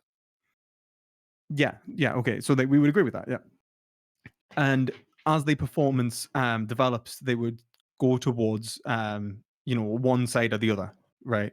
And that's what I mean by like motion. So when I said like I think earlier, someone took for example they took my point of being and non-being as a way, like for example they say that someone who's a trans woman wouldn't be a woman, right? I'm worried that people might take that. No, a trans woman would be a woman. The point of trans is to say that they are transitioning to become a woman. So like when I say a trans woman, really what I'm indicating is that they are modifying their behaviors and norms to become a woman, right? And No, at the I end would they just reject are a this. woman. It's Well, not what like happens when they arrive at the destination? Are they they still are a trans? woman. They are a woman. Well, then you've conceded the debate proposition. No, I haven't. Well, my Trans view exists is as the movement. my view is that if there's a persistence between these two separate properties, despite fully transitioning, um, like That's then not in the that is a debate, Bob. problem. You're saying that if sex and you said sex and gender, right? What I'm saying is that between the two genders, there is like an individual can go from one gender to another through an active performative change, right? And it normally takes time. A lot of times people get surgery in order to help their transitional process. Um, there's a lot of Oh, things involved that usually sorry. allow them So, to become one than the other. And in that state, until the point in which they can normatively be understood as the opposite gender, and that they can be understood and understand themselves in relation to other people's seeing themselves as that gender, like that ability to have that psychological recognition from which causes that, without which causes them a psychological dysphoria. I would say they aren't women until that is essentially reconciled. That individuals within society can recognize them as women, and then they can then internalize that recognition, which will quell their dysphoria. And that is essentially like a relationship with a self-conscious individual within the norms and conventions of our society. I but don't. are you saying then, dude? Are you saying that when the transition is complete, there's no more transition, they simply are the woman? Are you Yeah, it's saying like when you that fire an they arrow. are a It's like male Zeno's woman? paradox. It's Are like you if you saying that fire an they're a arrow. male woman? No, it's like when you fire an arrow. It's like Zeno's paradox, right? If you fire an arrow from point A to point B, at any point, like Zeno's paradox is to argue that at any point, if you were to stop time, it would have to be in both one place and the other to be moving between one place and the other. It could never be at the same point. There's an issue with motion, right? Well, Arguably. it's a And dividing infinity, and you can never get there because it's infinite yeah, division. yeah, and then Hegel reconciles that by saying, no, the issue isn't that they are, it is both there and not there simultaneously. It's a state of becoming. The motion itself is a reconciliation from point A to point B. That is what trans means. Trans is the reconciliation between the movement. When you say you're a trans woman, all it does is indicate the direction in which you are moving, and from what gender to the other. That's all it I don't indicates. think this has It's not a anything to do permanent with state of Zeno's being. paradox. I don't identify any Zeno's paradox happening here. When someone becomes a That's not woman, no, what I'm saying is that, like, I'm not saying that there is a paradox happening there. What I'm saying is that the way in which Hegel reconciles that with non-being and the understanding of motion to have a synthesis between two apparent opposites is to understand what motion is. Okay, and the action of motion is to understand a reconciliation of motion between two apparent opposites. So when the arrow starts at point A and ends in point B, there isn't an issue there, an incoherency with transgenderism.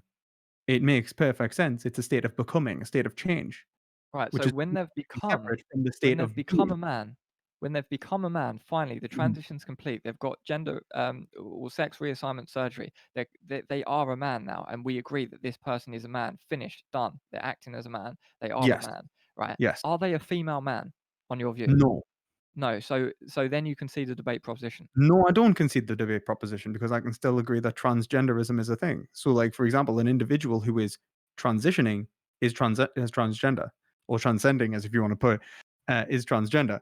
Like the individual who is actually engaged in the process is trans. But when they When the go to the process is doctors, complete, the process is complete, and they are no longer trans. when this man goes to the doctors, on your view, they're a female. Look, here's a question for you. So if I say, like, the process of, let's say there was a point in which you said that sex itself, right, was understood socio-normatively, yeah? Yeah, family resemblance, Yeah. and that hashes So out our at perception the is point of transition, socially is relative. the individual a man or a woman, or are they trans? It's unclear. Well, they're never trans. They're never trans. So what are they when they are neither a man or a woman? If they are, like, can they be? They're never in a state of movement. So if they're slowly changing themselves normatively, there'll be no word to express, in your view, an It's just a individual. Sorites paradox. So It's a Sorites. there would be no word to express, in your view, an individual who is moving from point A to point B, but there is in my view. Yeah, sure. I So don't I my don't view define the word. adequately describes the world in a way that shows an individual's intention, an individual's action, and an outcome in a way which is coherent. And your view can only show specific events, like in Zeno's paradox, and cannot reconcile the movement, the I motion. I don't understand how it's analogous with Zeno's paradox. What I would say was my view does not account for So at what I point could do they become a man or a woman? say Is what I'm saying. dude, let me finish. I could Sorry. say that they're transitioning from being a man to being a woman, or vice versa. I could say they're in the process of becoming a man, or I could say they're in the process, or something like this, and So they trans. wish to be uh, like we could say like in the process, like from they're getting surgery on Friday, we need 4 surgeries to complete the transition. Like in that context, we could say, oh well, they're undergoing a transition from a metamorphosis from being a man to a woman. But I wouldn't say that once they've had the surgery or once they've reached the destination that they're now still trans. And I wouldn't say that the person retains a rigid birth sex. Like you could say that that person was born a man, but I wouldn't say that that person is simultaneously a woman, right, and a biological female, right? I wouldn't say this because it's saying a biological male and woman at the same time because it's insulting. It's saying they're not what they are. Well, they are what they are. They are simply what they are. No, You're that saying no, doesn't. you're I mean, mistaken. I don't You're think they're. I don't think, like, for you're example, Blair you're White, actually a except. female man. Why don't we just move on to like closing statements? Because I really feel like we probably hit the wall now. Would you say that we've kind of done everything? Yeah, I'd say we yeah. have. I would just say the same is going to apply to having small breasts, getting surgery, and being trans large breasted, having green eyes, getting surgery, and being trans blue eyed, or being brunette, dyeing your hair and being trans blonde, or being British, moving to Germany and integrating and being trans German. And the same is anatomical man, surgery in line with anatomical woman, trans woman. It's all the same formula. But in some cases, you're like, no, that's wrong. In some cases, you're like, oh no, I agree with that. And you seem to be struggling to account for these completely analogous cases with complete 100% family resemblance cases. In some, this sounds like special pleading, man. So I think what we'll do is move to closing statements then, because it's been a very long debate, but I think I've quite enjoyed it, and I think we've laid out a lot of groundwork, which has been interesting. But should we move to closing statements then? Yeah, yeah. Let's move to closing statements. I thought you were making it. I thought you were making it there. That's why I was just so sad on. Well, do you want to go first or shall I? It's up to you, mate. We can flip a coin if you want. Yeah. Okay, I've got a USB stick instead of a coin, but we can still do heads or tails. Heads or tails. I think I've got it. I think I've got a coin. Do I have a coin? Okay. I think I've got a coin. I've got a coin. Right. I mean, it doesn't really matter. Like, what do you want? Heads or tails, mate? I'm Heads. flipping, so heads. Right? Can everyone see that? Right? That's I'll move it towards the camera. Oh no.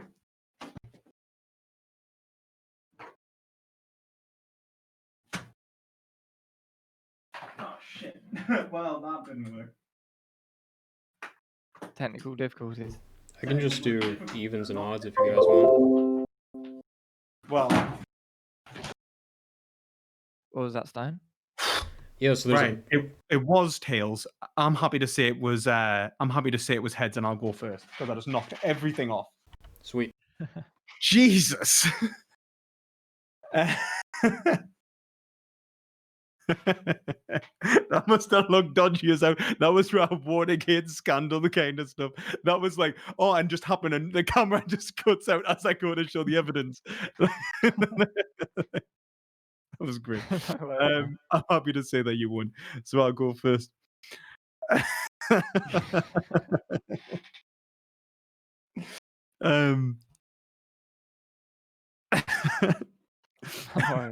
Sorry, yeah. Right. Oh dear Lord. Right. So yeah, what I would say is I'd make an ontological distinction between what is sex and gender. And I think that is obvious to say that gender roles don't adequately correspond with one's understanding of sex.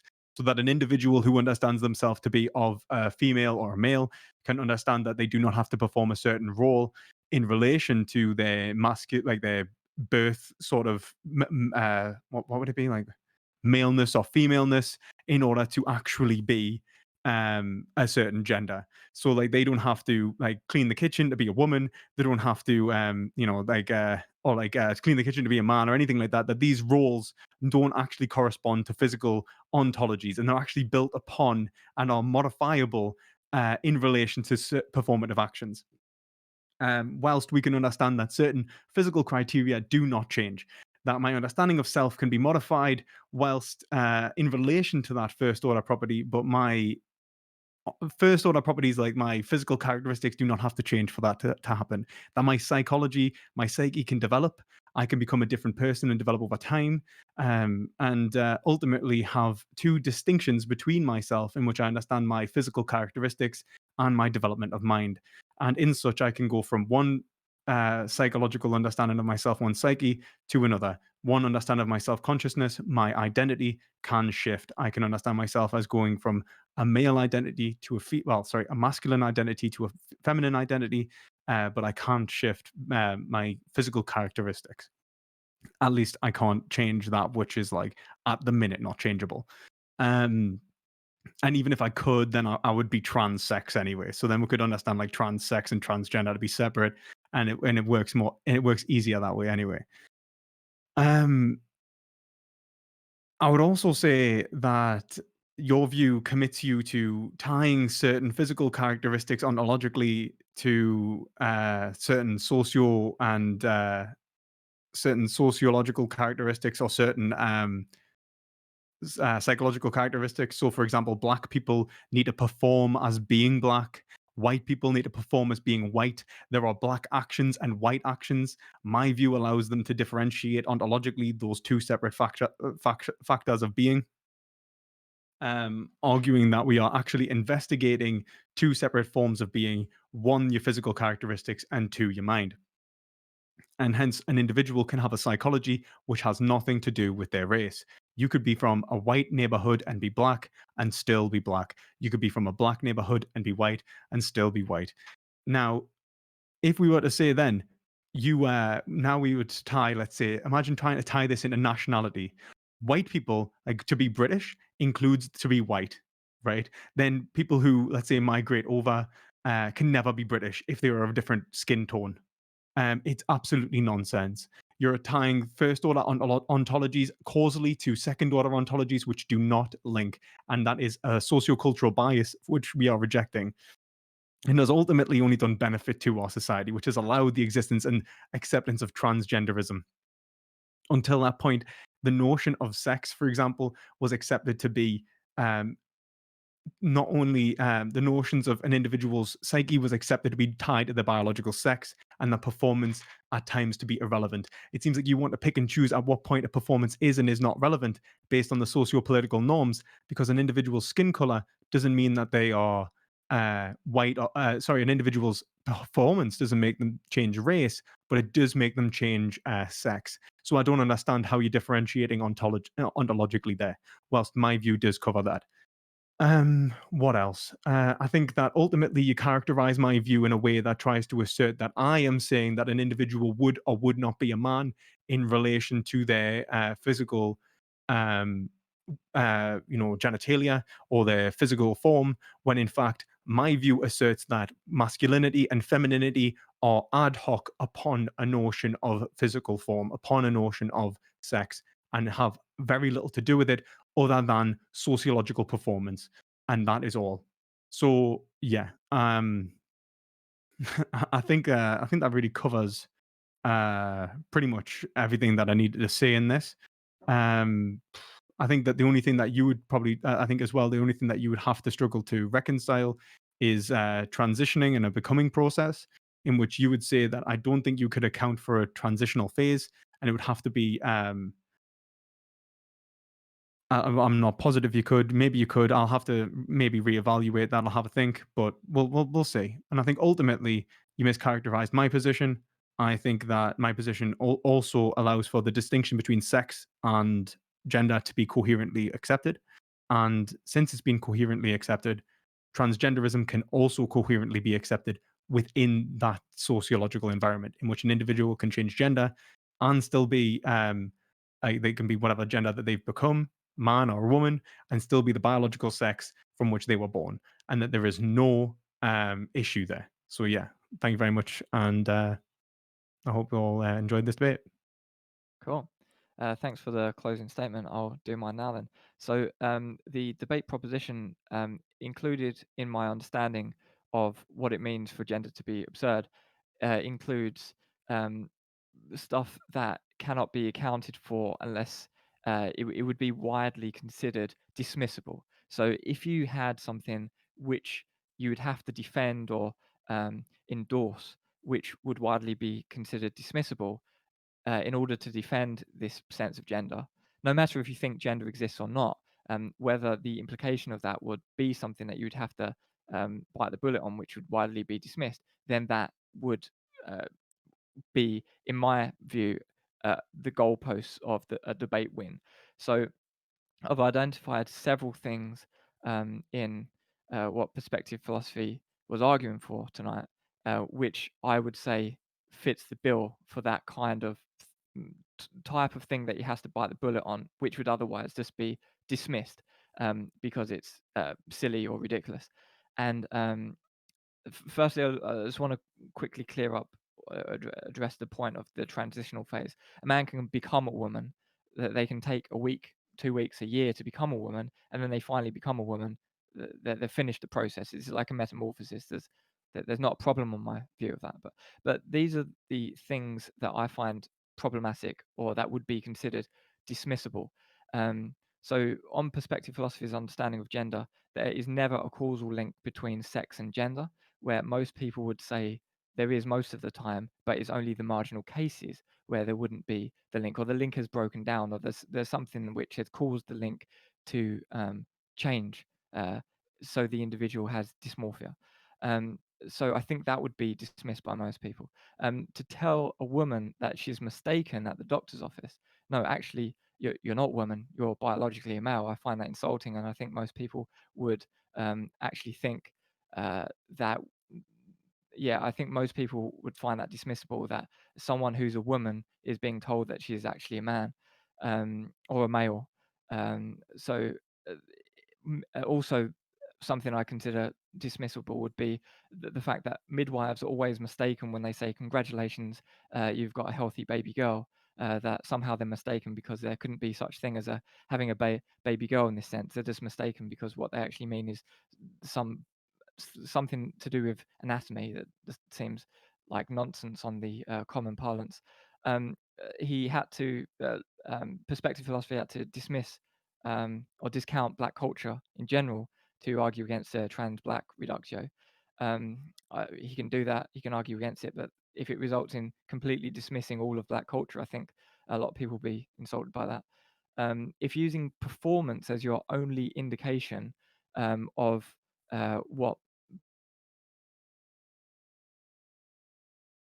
give rise to You cut out there, positions mate. Just so you considered know. insulting to homosexual men, like saying that the performance of a homosexual man is actually more in line with being a woman, and so you're saying that this man's actually a woman or something like this.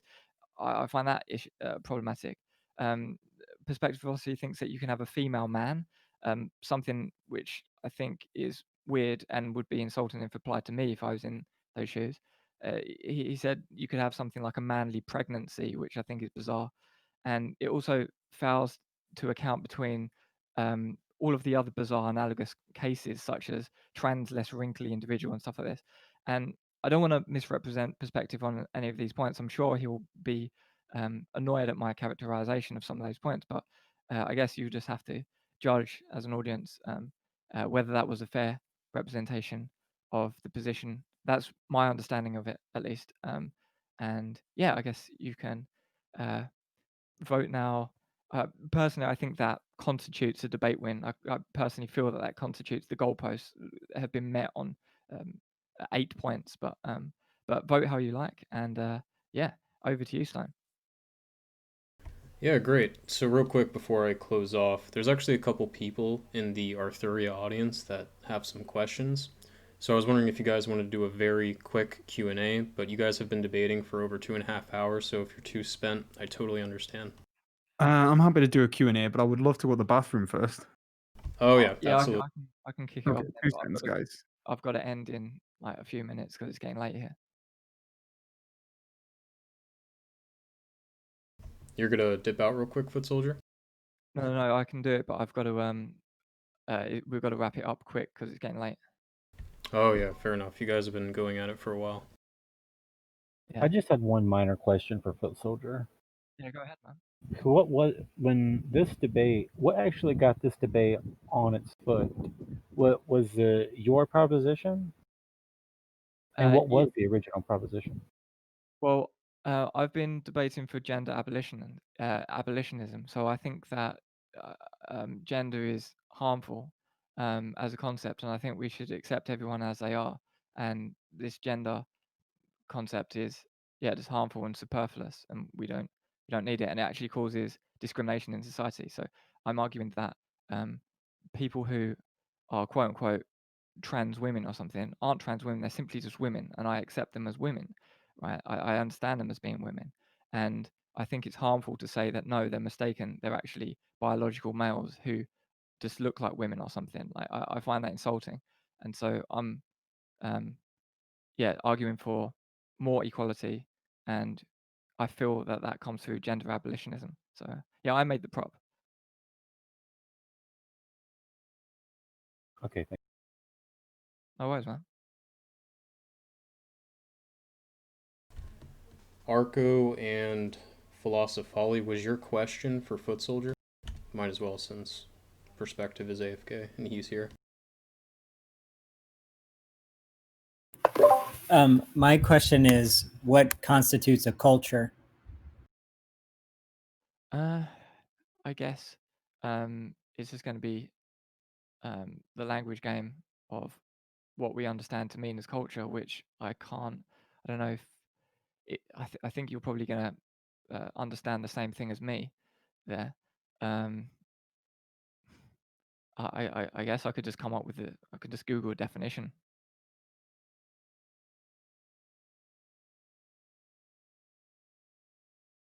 What have we got here? The arts and other manifestations of human intellectual achievement regarded collectively. I guess that's a good one.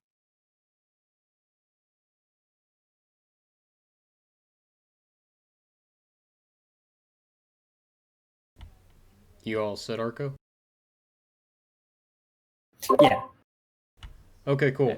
And I don't have like a rigid like I'm okay with the common understanding of culture. Like I don't think I'm wedded to a particular proprietary definition or anything.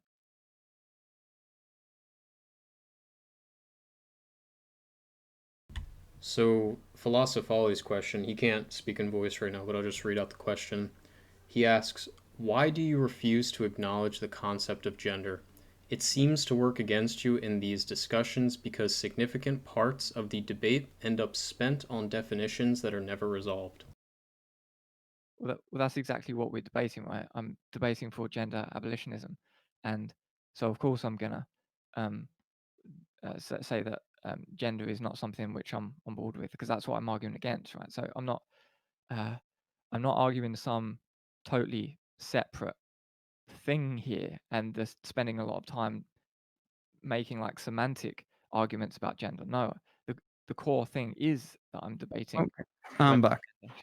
Just to clarify, if it's okay, I'm happy to answer a couple of questions on Arthuria, and then I'm going to go and answer my audience who have been waiting patiently.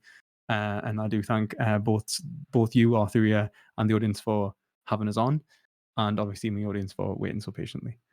That's one, man. Yeah, go ahead then. Yeah, cool. Were you finished answering that question, Footsoldier? Oh, sorry, I didn't mean to interrupt as well. Yeah, I guess so. Yeah, gender is the thing that I'm concerned with. It's not a tangential point. Yeah, go ahead. Perspective. I don't know what I'm supposed to answer. I've just got back. Sorry. Yeah, I'm not sure anybody has any questions for Perspective because I did like a little poll earlier and it was only 2 people and both of which were questions for you, Footsoldier. But if anybody has a question for Perspective, please put it in debate chat really quickly. Otherwise, we'll just let him peel out. in the meantime, Philosophy says that I just roll it into my understanding of sex. No, I'm not rolling it into my understanding of sex. I'm saying my understanding of sex includes elements of performance. I'm completely dismissing gender as something I find coherent because it doesn't seem to make sense to me. So I'm completely dismissing it. I have a separate new thing. I'm not rolling anything into anything else. I think you're rolling it in. I think you're rolling it in. This is a big disagreement. Ultimately, we've got a core disagreement here because you endorse gender. I think it's harmful.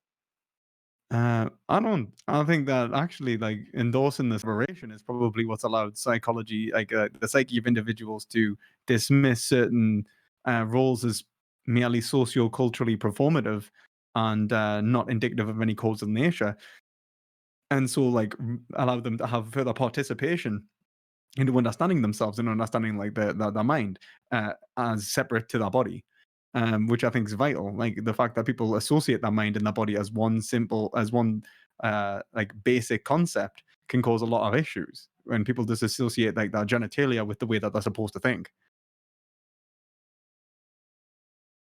Right. Well, I just that's not a problem for my understanding of sex. That's accounted for. Well, I guess we'll agree to disagree anyway. But it's been fun, man. I do appreciate the debate. I think sometimes you did mischaracterizes. And I hope Well, a lot of the time, I hope I haven't mischaracterized you as well. Like I know that it's easy to do. And I would like to clarify to anyone watching this, I'd think that both me and you stand firmly against what we would consider like transphobia or like the bigoted nature of individuals who would use a certain individuals' identity or psyche as a justification for causing harm to them. I think we both disagree very firmly against that and say that an individual's moral consideration is independent of their identity anyway. Yeah, 100%. Yeah. In terms of mischaracterization, I don't want to mischaracterize anyone that I debate, Lisa or you, but I mean, it is. I do have to sort of characterize what your position is, and that was just simply my understanding of your position. So if it's That's inaccurate, fair enough. It then happens. that's It fine. happens. I apologize. No, it happens anyway. Like I'm sure that there's times when like there's been like disjuncts in the way I've understood. Um, somebody just said, question for PP, which gender is best? There is no best when it comes to gender. That would be my official answer. Well, I just say gender 438 is the best. There's That- another question for you, perspective from Spaz. He asks, why don't you accept black culture as a thing? I don't accept black culture as a thing primarily because I don't think that the pigment of an individual's skin dictates the cultural format the individual will engage within. So I think an individual is equally as black if they are not indicative, if they are not participating in quote unquote black culture. And what we mean by black culture is like usually separate from their actual skin color anyway. It's usually we're tying individuals, we cohere an individual's skin tone with the behaviors of a certain community. What makes more sense is like, so for example, if I talk about like Afro-Caribbean culture, if I talk about British culture, if I talk about like American culture, if I talk about cultures in certain areas, socio-political environments and normative constructions and conventions is what we mean by culture. And that has nothing, and the engagement in that has nothing to do with the pigment of your skin. The engagement in that has nothing to do with the melanin content of your skin. You can engage in, you could have been a white person in the Harlem Renaissance. You could be a black person at the peak of the British Industrial Revolution. It wouldn't change your race. And it doesn't mean that the culture is that you are not participating in that culture either. That, like, for example, Eminem, when he's like engaged in like rap, he's not non-participating in black culture, quote unquote. He's part of the culture that is rap, and he's not isolated from it because he's white. And the culture itself isn't only isolated to those individuals of a certain skin color, just as the same as cultures which are associated with certain skin colors, like Japanese culture, British culture, like for example, Geordie culture. You don't have to be white to be a Geordie. You don't have to be black to be to be Caribbean. It doesn't make sense, and it doesn't, like, to associate race with these cultures is to prevent individuals from engaging culturally because of a certain physical characteristic, which I consider to be segregatory. Okay, thank you. Right. So I'm going to go and answer. I'm going to go and answer my audience now. I really do appreciate the opportunity again. And just to quickly, Tomato said, if neither are the best, does that make them both the same? If they're both the same, you see where I'm going. I think we're going to